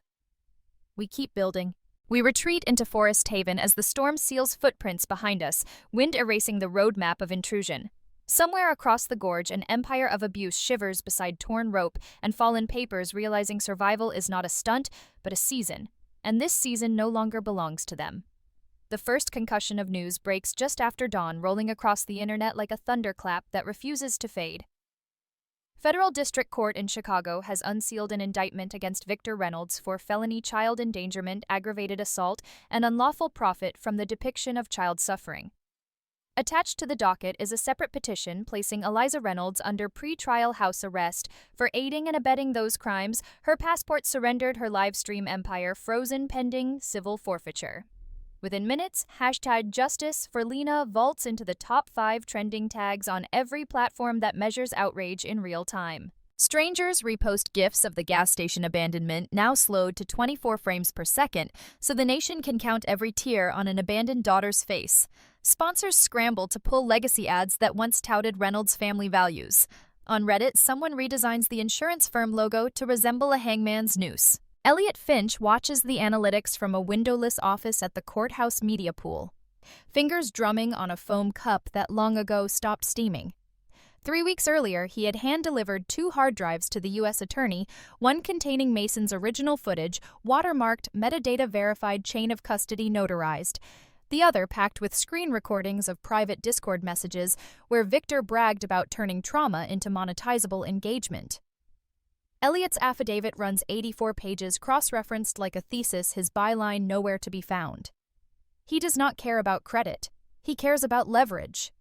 If he must box a corporation in full view of Wall Street, he will do it with receipts that speak louder than any op-ed ever could. The indictment sets in motion a procedural avalanche. The Defense Department's Cybercrimes Unit flags the Reynolds channel as a potential radicalization vector for copycat challenge creators. The SEC subpoenas crypto wallets tied to Mason's NFT drops. An Illinois grand jury is impaneled, half of them millennials who grew up watching early YouTube pranks and now feel complicit by silence. Victor pleads not guilty at arraignment, flanked by attorneys in $1,000 suits that cannot soften his jaw's martial clench. Cameras catch him whispering to Mason, lips stiff, the old general issuing orders even as the fortress burns. 700 miles west, snowmelt drums on Forest Haven's cedar shingles while Aria crouches beside the shortwave transceiver Quinn installed for emergency weather updates. A paralegal from the U.S. Attorney's Office reads aloud the subpoena, United States v. Victor Reynolds case number 25 CR 1129, commanding a witness known as Jane Doe number 7 to appear via encrypted video. The paralegal's voice is neutral, but Aria swears she hears a tremor when the woman reaches the phrase essential to the pursuit of justice. Aria's stomach knots. Memories appear as flashes freezing creek water up to her thighs, the bear's huff ricocheting off stone, the taste of blood when she bit clean through her lip to stay silent. Telling that story once for Elliot's recorder had felt like peeling skin from bone. Telling it under oath feels like repeating surgery in a stadium full of spectators. Quinn studies her face and offers the simplest question, will testifying reopen the wound or finish the stitching? She does not answer immediately. Instead, she walks the shoreline trail while dusk golds the lake, her boots squelching in mud scented with thawing pine duff. Pilgrims cluster around the fire ring, humming a Lakota honor song Piper found on vinyl. Aria feels their eyes follow her in silent support, a living net ready to catch whatever fragments the courthouse might shake loose. She returns to the cabin and dials Elliot. "I'll do it," she says, "but we use the alias." Real face blurred voice shifted one semitone. "And you swear the feed runs only to the court server, no press tap, no archival replay." Elliot's exhale crackles through the line, heavy with equal parts relief and respect. "Understood," he answers. "We'll provide the scrambler and a direct VPN tunnel. When you speak, only 12 jurors, 1 judge, and the defendants will hear." Trial day arrives beneath a sky the color of unpolished steel. In Chicago, news vans blockade the federal building, dishes pivoting like sunflowers toward any scrap of insider commentary. Inside courtroom 21B, Judge Alvarez Stern, silver-haired Vietnam-era Marine, bangs his gavel to hush the gallery. Victor sits at counsel table, tie knotted so tight his neck flushes purple. Eliza appears by video from her suburban home ankle monitor, visible despite her stylist's attempt to hide it beneath a silk palazzo pant leg. Mason is present, but relegated to the second row, phone confiscated at security. The prosecution calls its final witness, Jane Doe, number 7. A hush falls heavier than the courthouse air conditioning. The bailiff wheels in a 60-inch monitor while technicians dim the overheads. The screen blooms to life, a silhouette backlit by forest shadow, the background a blurred swirl of green and light. Voice modulation pitches Aria's timbre to a breathy alto, still unmistakably human. "State your name for the record," the assistant U.S. attorney prompts. "I am the woman you left behind." Aria answers, her phrasing permitted in lieu of legal name for safety. The judge nods. The stenographer's fingers stutter before regaining rhythm. Prosecution begins what they call narrative examination. Aria recounts day 1, the gas station, the note weighed down by a lipstick-smeared stone Mason's laughter dopplering over engine roar. Court screens flash still images while she describes the sun striking chrome, the smell of overheated asphalt.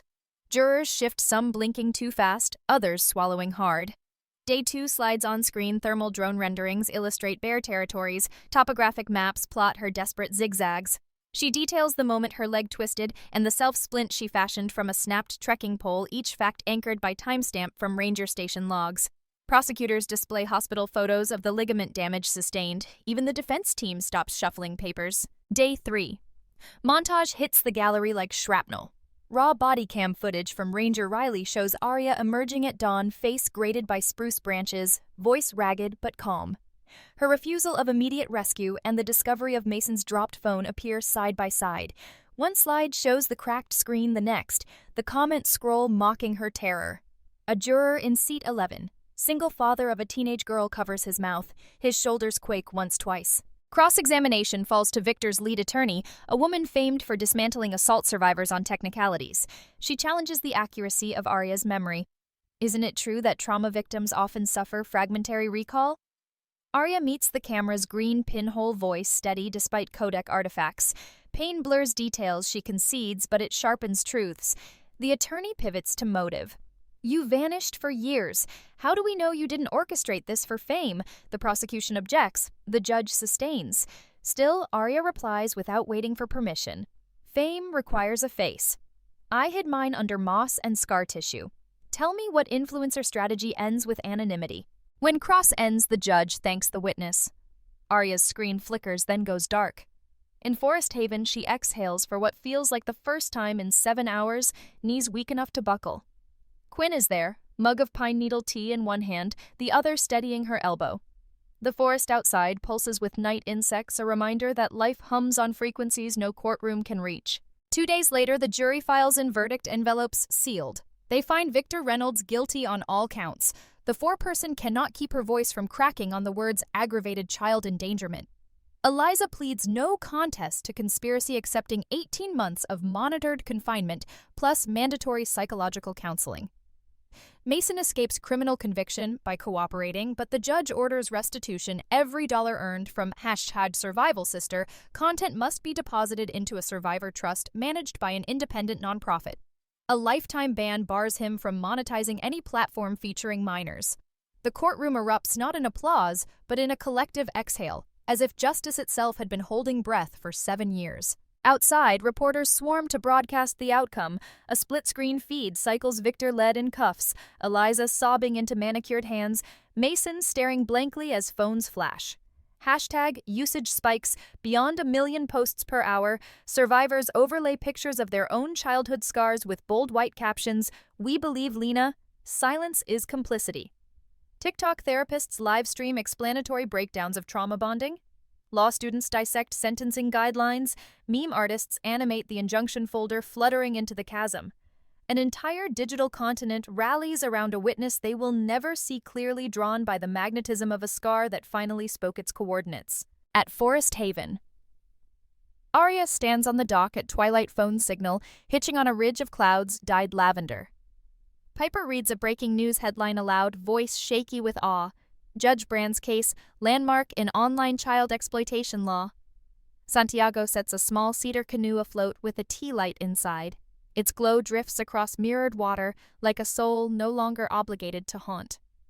Aria opens her leather journal, finds the dog-eared page where she once scribbled a survival vow.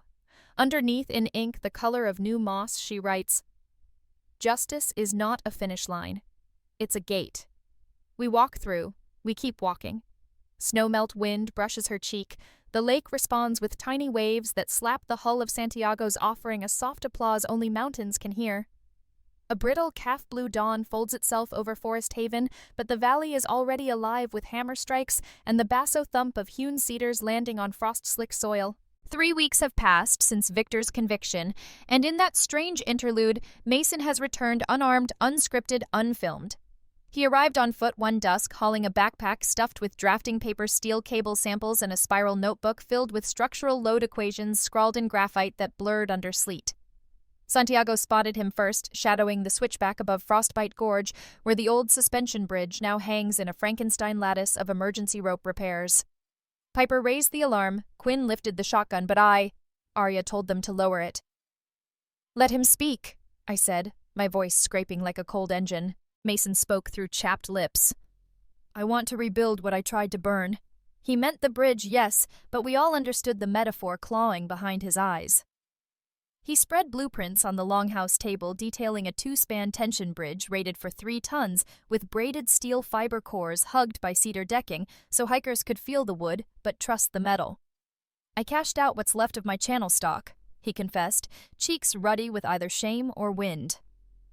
$97,000. It's yours if you let me help." Quinn asked the single question no blueprint could answer. Why Mason's gaze flicked to me, then collapsed to his boots. Because every night when it's quiet, I still hear her running behind the car. The council debated in a circle lit only by beeswax tapers, forgiveness measured against caution, restitution against re-trauma. The vote passed by one trembling hand, mine. I did not lift it for Mason. I lifted it for the bridge itself, the artery connecting our refuge to the world. A broken artery invites infection. So under a sky bruised with late winter storm fronts, we began. Day 1. Footings and fault lines. Mason proves stronger than nostalgia would suggest. He wrestles cedar beams like penance incarnate, shoulder tendons straining under denim stiff with sawdust.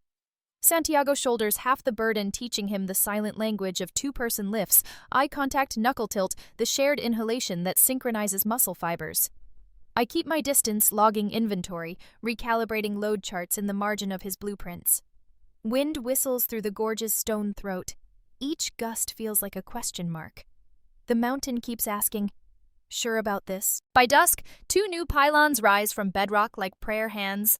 We break for soup, venison marrow seasoned with yarrow and juniper eaten in the longhouse, where warmth curls from the potbelly stove. Conversation eddies around me. I sense more than hear Mason's presence 3 seats away. He keeps glancing as if waiting for an indictment that never lands. I offer nothing but a nod, credit for labor rendered, not absolution. He seems to accept the terms.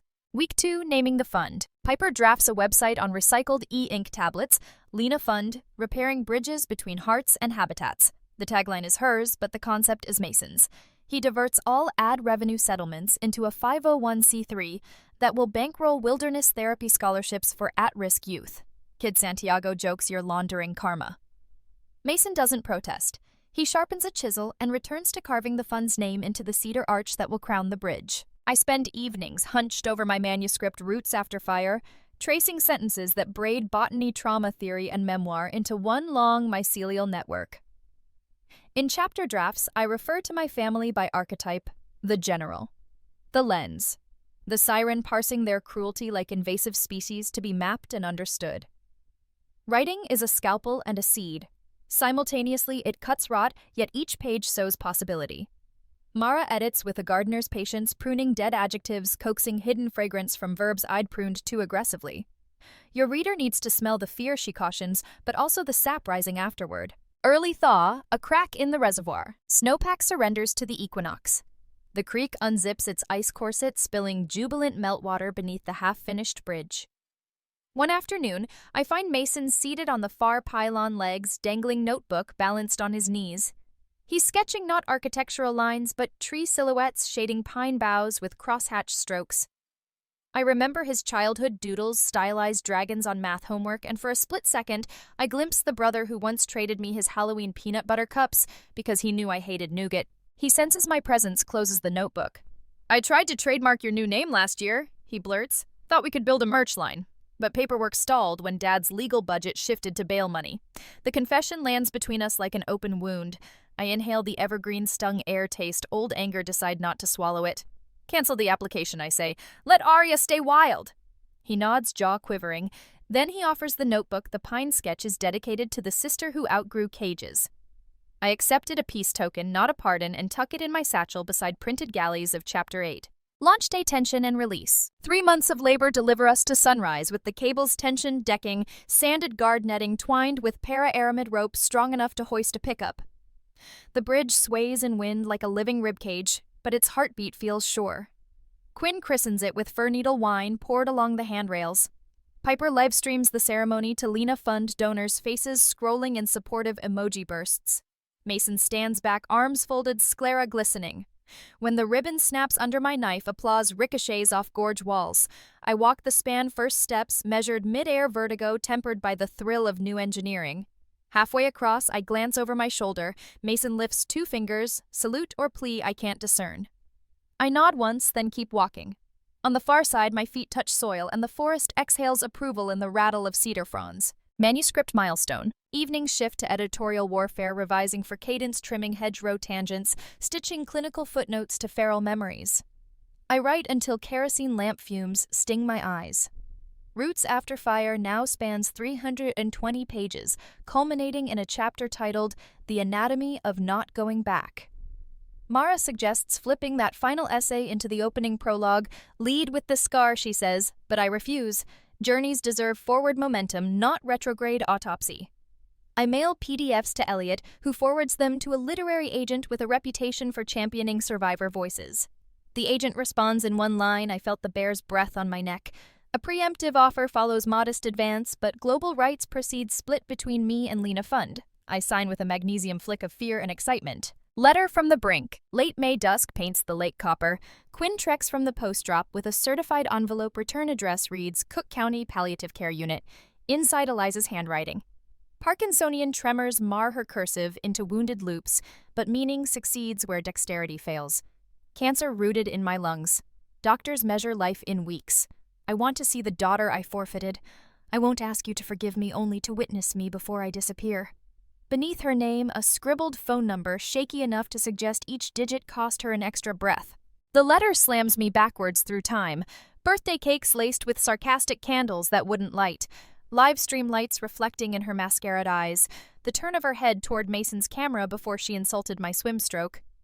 Yet I also remember a night at age 10 when a fever spiked to 104 and she stayed beside my bed till dawn, wiping sweat, singing off-key lullabies drowned by her own tears. Humans are not binary, Mara often says they're braided. In illness, some strands snap, others glow. I retreat to the herbarium, kneel among lavender rows, and let the scent dissect my heartbeat into manageable segments. Quinn lingers at the door but doesn't intrude. Hours later I emerge, palms purple with bruised petals, resolution crystallized. I will go, but I will not stay. Departure protocol. Forest Haven mobilizes like a small militia of empathy. Piper prints a travel pack rail tickets under an alias burner phone notarized medical proxy in case Eliza slips into unresponsive state while I'm en route. Santiago carves a worry stone shaped like the bridge's curved arch, stains it with cedar resin, presses it into my palm. Squeeze when the past tries to handcuff you, he says. Mason volunteers to drive me to the regional train hub. The suggestion hangs between us. I accept because shared silence sometimes carves deeper truths than talk ever could. Dawn of departure. He idles a diesel pickup by the new bridge, straps my duffel in the back. The road serpents along cliffs where frost still clings to shaded ledges. Neither of us speaks until the valley recedes in the side mirror. He finally clears his throat. When you get back, if you get back, there's an untouched quarter of the fund. We could seed satellite retreats. I study the horizon gray mountains tattooed against a paler sky. First, let's see if bridges can span hospital beds, I tell him. He nods, decelerates for a hairpin turn, then murmurs, "Whatever happens, thank you for not letting me fall." The admission hovers like fragile pottery. I don't answer, but the silence feels less lethal than before. Train north, train south. The station swallows me into fluorescent sterility. Mason buys coffee, returns with 2 cups, but sets both on the plastic bench between us, barrier and offering. Boarding call echoes. I stand. If she asks for forgiveness, he ventures. I shoulder the duffel. I'll carry mercy, I reply, but I won't co-sign nostalgia. He exhales fiddles with his bridge-calloused fingers. The train roars in metallic thunder. I step aboard, find a window seat. Mason remains on the platform, shrinking as the locomotive gathers speed until the valley of our childhood swallows him whole. Night coach reverie. Steel wheels hammer rhythm for thought. Not going back, not going back. Yet memory tunnels anyway. Projecting film strips on dark glass. Eliza brushing my hair in kindergarten. Eliza live commenting my teenage acne. I clutch Santiago's cedar stone. Resin scent grounds me. Sleep scrapes by in 20-minute shards, jarred awake each time the conductor calls a new county. Outside Midwestern farmland unspools barbed wire fences, silos like moonlit monoliths. I thumb through printed chapters of my manuscript, find the margin note beside the bear scene. Fear is a door.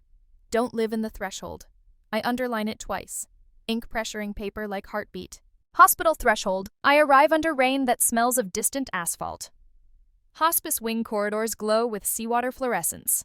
The reception clerk's name tag features a cartoon sun incongruous beneath her midnight shift fatigue. A nurse escorts me to room 418. The hallway seems to lengthen with every step as if the building itself resists the reunion. Outside the door, I inhale 5 beats, hold 3, exhale a decade. Then I enter. Eliza is smaller than memory bones, protruding like refugee tents under cotton blankets. Oxygen cannula snakes around her ears. Each breath rasps, rattles, then staggers forward. She turns, eyes widen, recognition spliced with disbelief. Her hand flutters skeletal bird. I sit without touching. Words tangle in her throat before one escapes. Sorry. It's a whisper, but the monitor spikes, translating apology into electronic symphony. My reply is not rehearsed. It rises like sap after frost I already survived. That's the only apology I needed. Tears stripe her cheeks. She tries to speak again, lips forming home.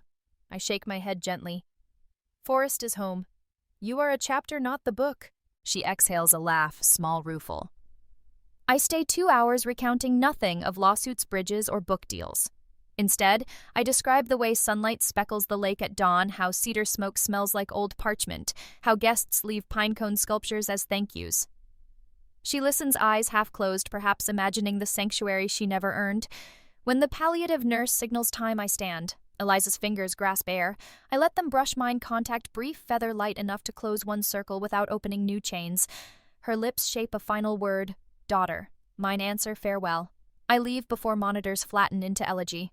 Train home seeds in ash. Return passage feels lighter despite the same steel and timber. I open the laptop, retitle Chapter 12. Forgiveness isn't a round-trip ticket. I rewrite the closing paragraph. Some bridges you rebuild so others can cross. Some you burn so you never forget the heat. Outside the window, sunrise unpacks peach-hued light across wheat fields. I imagine Mason installing the final dedication plaque on the bridge, Lena Fund for those who choose forward. I will cross that span again soon, book contract in my bag, cedar stone warm in my palm. I will stand mid-span, feel wind tug at healed scars, and know that mercy like snowfall can blanket without erasing the terrain it covers. The elevator disgorged me onto the 8th floor palliative wing with a hiss, like something surrendering its last breath, and for 30 long seconds I could not persuade my legs to move. The corridor smelled of lemon disinfectant and overworked ventilation fans. Its fluorescent lamps flickered in slow migraine pulses, as though even the light here were exhausted. A volunteer wheeled a cart of dog-eared romance novels past humming "Lean on Me." I wanted to lean on nothing. I wanted to be stoned to feel the weight of grief glance off like thrown gravel. Outside room 418, I practiced the breathing pattern Quinn drilled into every pilgrim inhale. 5 hold 3, exhale 7. On the third cycle, my pulse slowed enough that the chorus of monitors behind the door no longer sounded like a countdown clock. I pressed the handle with the soft part of my knuckles the way nurses do when hands are full, and stepped into a rectangle of hush. Sunset spilled through half-drawn blinds, slanting warm gold across an adjustable bed where Eliza Reynolds lay like a punctured queen. She recognized me instantly, despite the weight I'd lost the braid grown longer the mountain etched into my posture. Her hand fluttered off the blanket, skeletal, undecided whether to wave or plead. "Lena," she rasped, naming a ghost I buried years ago. The syllables slid off me like rain off slate. They no longer penetrated. I pulled the lone vinyl chair closer, sat rested both palms on my thighs, so she would not mistake presence for willingness to touch. Up close, she smelled of chlorhexidine wipes and the faint musk of a body, already deciding which molecules to surrender first. Her throat worked around the next words. "You came." 3 syllables, and her pulse oximeter protested numbers dipping before stabilizing. "Yes," I replied. My voice surprised me. Not gentle, not harsh, simply factual like naming weather. She tried to smile. The effort collapsed one corner of her mouth into a grimace. "I didn't know how to find you." I raised an eyebrow. "The internet found me plenty." A miniature shrug convulsed her shoulders, tugging IV lines. "I'm sorry," she whispered, and for the first time in 48 hours, her gaze stopped skittering long enough to hold the truth of that sentence. We sat inside a fragile truce while the sun crawled along the sill, painting moat constellations. I told her about the lake that freezes solid enough to skate on by January, about the cedars that hum after rain, about the bridge rebuilt stronger than the version life snapped. I did not mention Victor's sentencing, or Mason's tears, or the thousands who hashtag solidarity they will forget by next controversy. These details belonged to other rooms. Eliza had only space for endings. She listened, lids half-drooped, lips shaped by morphine dreams. When I paused, she summoned a last pocket of strength. "Come home," she croaked. The word struck flint against memories of birthday humiliations and asphalt abandonment. I met her wavering gaze. "I have a family," I answered, iron wrapped in velvet. "They wait where rivers begin as snow." She blinked, pupils glazing with something like understanding. A single tear navigated the canyon of her cheek and disappeared into pillow terry cloth. She exhaled a laugh, small, brittle. "Good," she mouthed. Eliza's breathing eased into shallow shoreline laps. "Sing," she begged, shocking me, she who once mocked my off-key humming on road trips. I hesitated, then offered the lullaby Mara hums during solstice vigils, words untranslatable but shaped like comfort. My voice filled the sterile box, soft yet unfiltered, a stream meeting drywall. Somewhere between verse 2 and 3, her pulse ox flatlined into a long, trilling exhale. The nurse rushed in, verified what silence had already told us, and recorded the hour. In the hallway, fluorescence flickered, as if uncertain whether to mourn. I did not cry. The well of tears tapped out seasons earlier, replaced by a reservoir of tempered calm. The elevator dinged. Mirrored walls flashed a reflection not of a bereaved daughter, but of a woman, weathered eyes, river-cold jaw, steady as glacial stone. On the ground floor, Chicago's sodium glow washed over me. Somewhere behind sliding doors, reporters hunted an unrelated scandal. None recognized the hooded figure slipping into drizzle. 2 days later, the media discovered estate details. Eliza's remaining trust split equally among her children, with my share legally redirected to the Lena Fund, earmarked for a wilderness academy serving abandoned teens. A cable anchor called it philanthropy as restorative poetry. Online trolls screamed virtue signaling. I let their noise crush itself under its own weight. Money to me was antibiotic directed at a wound in the world, not a medal. Blueprint leaks intensified coverage. Aerial renderings showed solar roof bunkhouses shaped like maple leaves, a lodge built in concentric rings, like tree growth. Pundits debated whether survival curricula encouraged truancy from real school. Meanwhile, Quinn and Mara secured permits on Bureau of Land Management acreage. Mason negotiated lumber donations on condition no corporate logos defile cedar planks. Piper designed a crest, 2 crossed climbing ropes cradling a sapling motto, ex tenebris luce, out of darkness light. On inauguration morning, a blood-red dawn climbed behind wildfire haze, and I feared smoke would suffocate ceremony. Yet as Mason rang the bell he'd forged from scrap steel of the first bridge, a stiff wind swept haze aside, revealing cobalt sky. 24 students filed in, gripping duffels stitched by volunteers. Some bore foster care bruises, some panic disorders, all carried the feral look of creatures braced for pain. I greeted them at the gate. "Welcome to Outrider Academy," I said. "Here the past is compost for whatever you choose to grow." Journalists circled the perimeter. Their next-day headlines tried balancing cynicism and awe. "Survival Sister turns inheritance into haven. From viral victim to guiding North Star." My favorite came from an indie blog, Aria Lights Campfires Where Trauma Once Camped. I printed the line and taped it above my desk beside Eliza's final photo, eyes closed, spine finally unclenched. Grief visited weeks later, silent and unannounced. I was demonstrating firebow technique when the scent of peppermint lip balm, somebody's melted tin, punched breath from my lungs. For 5 seconds, the forest spun hospital white. My knees buckled. Piper steadied me. Tears pooled, not because Eliza died, but because a complicated tether finally snapped, and I was buoyant in the absence. I let them hang on my cheeks like dew before wiping them with pine sap fingers and returning to the lesson. That night, stars erupted across a sky scrubbed by alpine wind. Santiago played a flute he'd carved from bridge offcuts. Notes drifted like ember-laced feathers. I crossed the new suspension bridge alone, palms brushing rails still fragrant with resin. Mid-span, I stopped, struck a waterproof match, one of Dad's macho leftovers, and watched flame bloom small but fierce. I whispered, "For every child still running behind a car," and tossed the match into darkness, a comet seeding elsewhere. Dawn found the first academy class assembling for river navigation drills. I clapped. Faces turned not with fear but anticipation. Today I announced we let current teach direction. A breeze carried applause from hidden treetops, and in that rustling I finally heard the word family rise without dragging chains. It settled like a bird on new branches. Later, a drone dropped 2 parcels onto the pier. One held review copies of Roots After Fire jacket blurbs praising its clarity, like ice water after smoke. The other held a laminated Polaroid 7-year-old me and Eliza laughing at a picnic before cameras became weapons. Mason must have sent it. I slipped it into my journal on the page where the bear chapter ends, stitching pass to pass like a seam finally knotted. Evening shaded the lodge in honey light. I hiked the ridge trail. Below cedar roofs gleamed as if remembering sunrise and promising its return. I breathed 5, held 3, exhaled 7. The wind tasted of wood smoke, river mist, and calendula blooming early. I turned back toward lantern specks, dorm windows glowing like tiny hearths, knowing the world's next storm would come, but so would the next timber, the next rope, the next survivor crossing a bridge built from someone else's ashes. And that I thought is enough light to keep. A single violet seam splits the eastern horizon, hinting at the fire stitched behind night's fabric.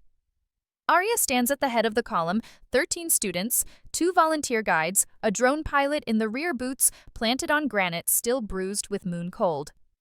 The youngest boy, Malik, shivers beneath an overlarge parka, but grins like dawn is an inside joke only he and the mountain share. "Check knots." Aria orders, voice barely above whisper so as not to fracture the hush.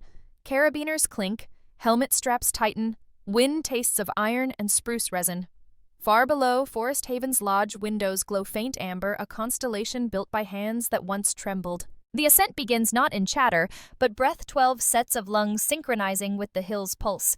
Their headlamps stay dark. Aria teaches night navigation by Skylore Orion's belt pointing them upward, Venus hanging like a lantern above the ridge. Piper, now a senior apprentice, carries the portable beacon that keeps the drone hovering behind the party like a silent guardian angel, rotors subdued by noise dampeners Elliot donated after a documentary shoot. Halfway to the summit, trail narrows into a ledge no wider than a coffee table. Malik hesitates, toes nudging void. Aria crouches eye level. "Remember the 3-beat rule," she says. "Breathe in courage, hold wonder, breathe out doubt." He does, knees steady. They cross single-file crampons, clicking tiny hymns into stone. A slate-gray plateau greets them at 11,500 feet. Sunrise hovers just below the eastern lip, backlighting the sawtooth peaks in electric indigo. Here, Aria pauses the group. "Last chance," she says.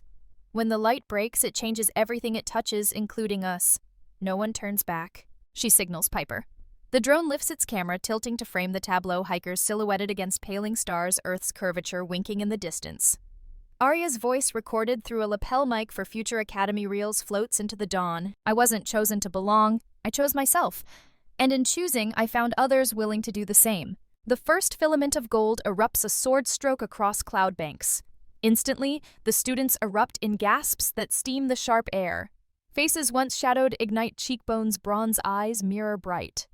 Malik blurts, "Mama Aria, look," pointing at his own silhouette, stretching 10 yards across the snow like a giant stepping out of him.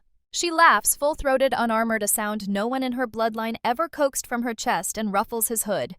Around them, the name spreads, Mama Aria. It started months ago, whispered by homesick voices in bunkhouses. Now the mountain echoes with it, validation ricocheting off cliffs. She embraces the title, not mother as possession, but mother as shelter. The drone arcs higher, catching the shadow puppetry of 13 new beginnings dancing on alabaster slopes. The lens shutters open like eyelids no longer afraid to witness. Downlink footage beams to Elliot's laptop hundreds of miles away, where he edits a fundraising microfilm already titled Light Cedars. The camera finds Aria at frame center sunrise, coronating the frost in her braid. She raises one gloved fist and, without turning, addresses the children and, by proxy, every viewer who will ever doubt their worth. When the world left us in the dark, we learned to kindle our own dawns. The drone zooms out, dwarfed now by sky. 13 dots form a human sunburst on the peak, each holding a small solar lantern. At Aria's cue, they switch them on. The LEDs bloom citrus bright, challenging celestial fire. From space, it might look like a second sunrise nested inside the first. She closes her eyes, hears heartbeats chorusing behind her, feels heat on her eyelids, sunlight and lamps both. In that layered warmth, she senses rather than sees the ghost of Lena step forward, place a translucent hand on her shoulder, then fade into luminescence indistinguishable from day. As the sun rises full above the jagged crest, the children begin to hum the melody they learned by the campfire 2 nights ago, an old Appalachian tune that Mara rewrote with lyrics about endurance and sky. Malik hums off-key and Piper harmonizes, instinctively catching his note and wrapping it in something gentler. The sound grows a rope of music stretching through cold air, binding them not by blood, but by choice. Aria steps to the edge of the ridge. Below them, rivers thread through the forest like silver veins.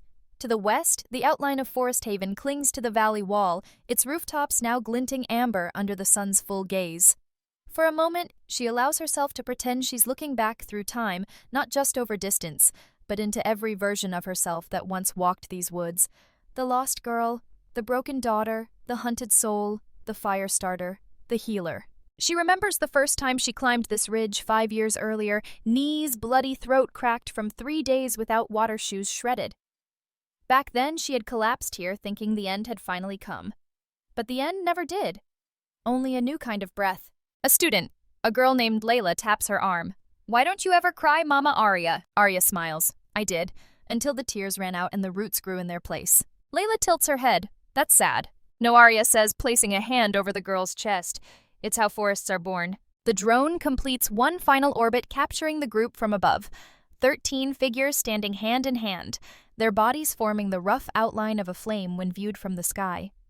Elliot will later stitch this image into the closing shot of his feature documentary, adding just one line of narration. Some people inherit legacies, others forge them in fire.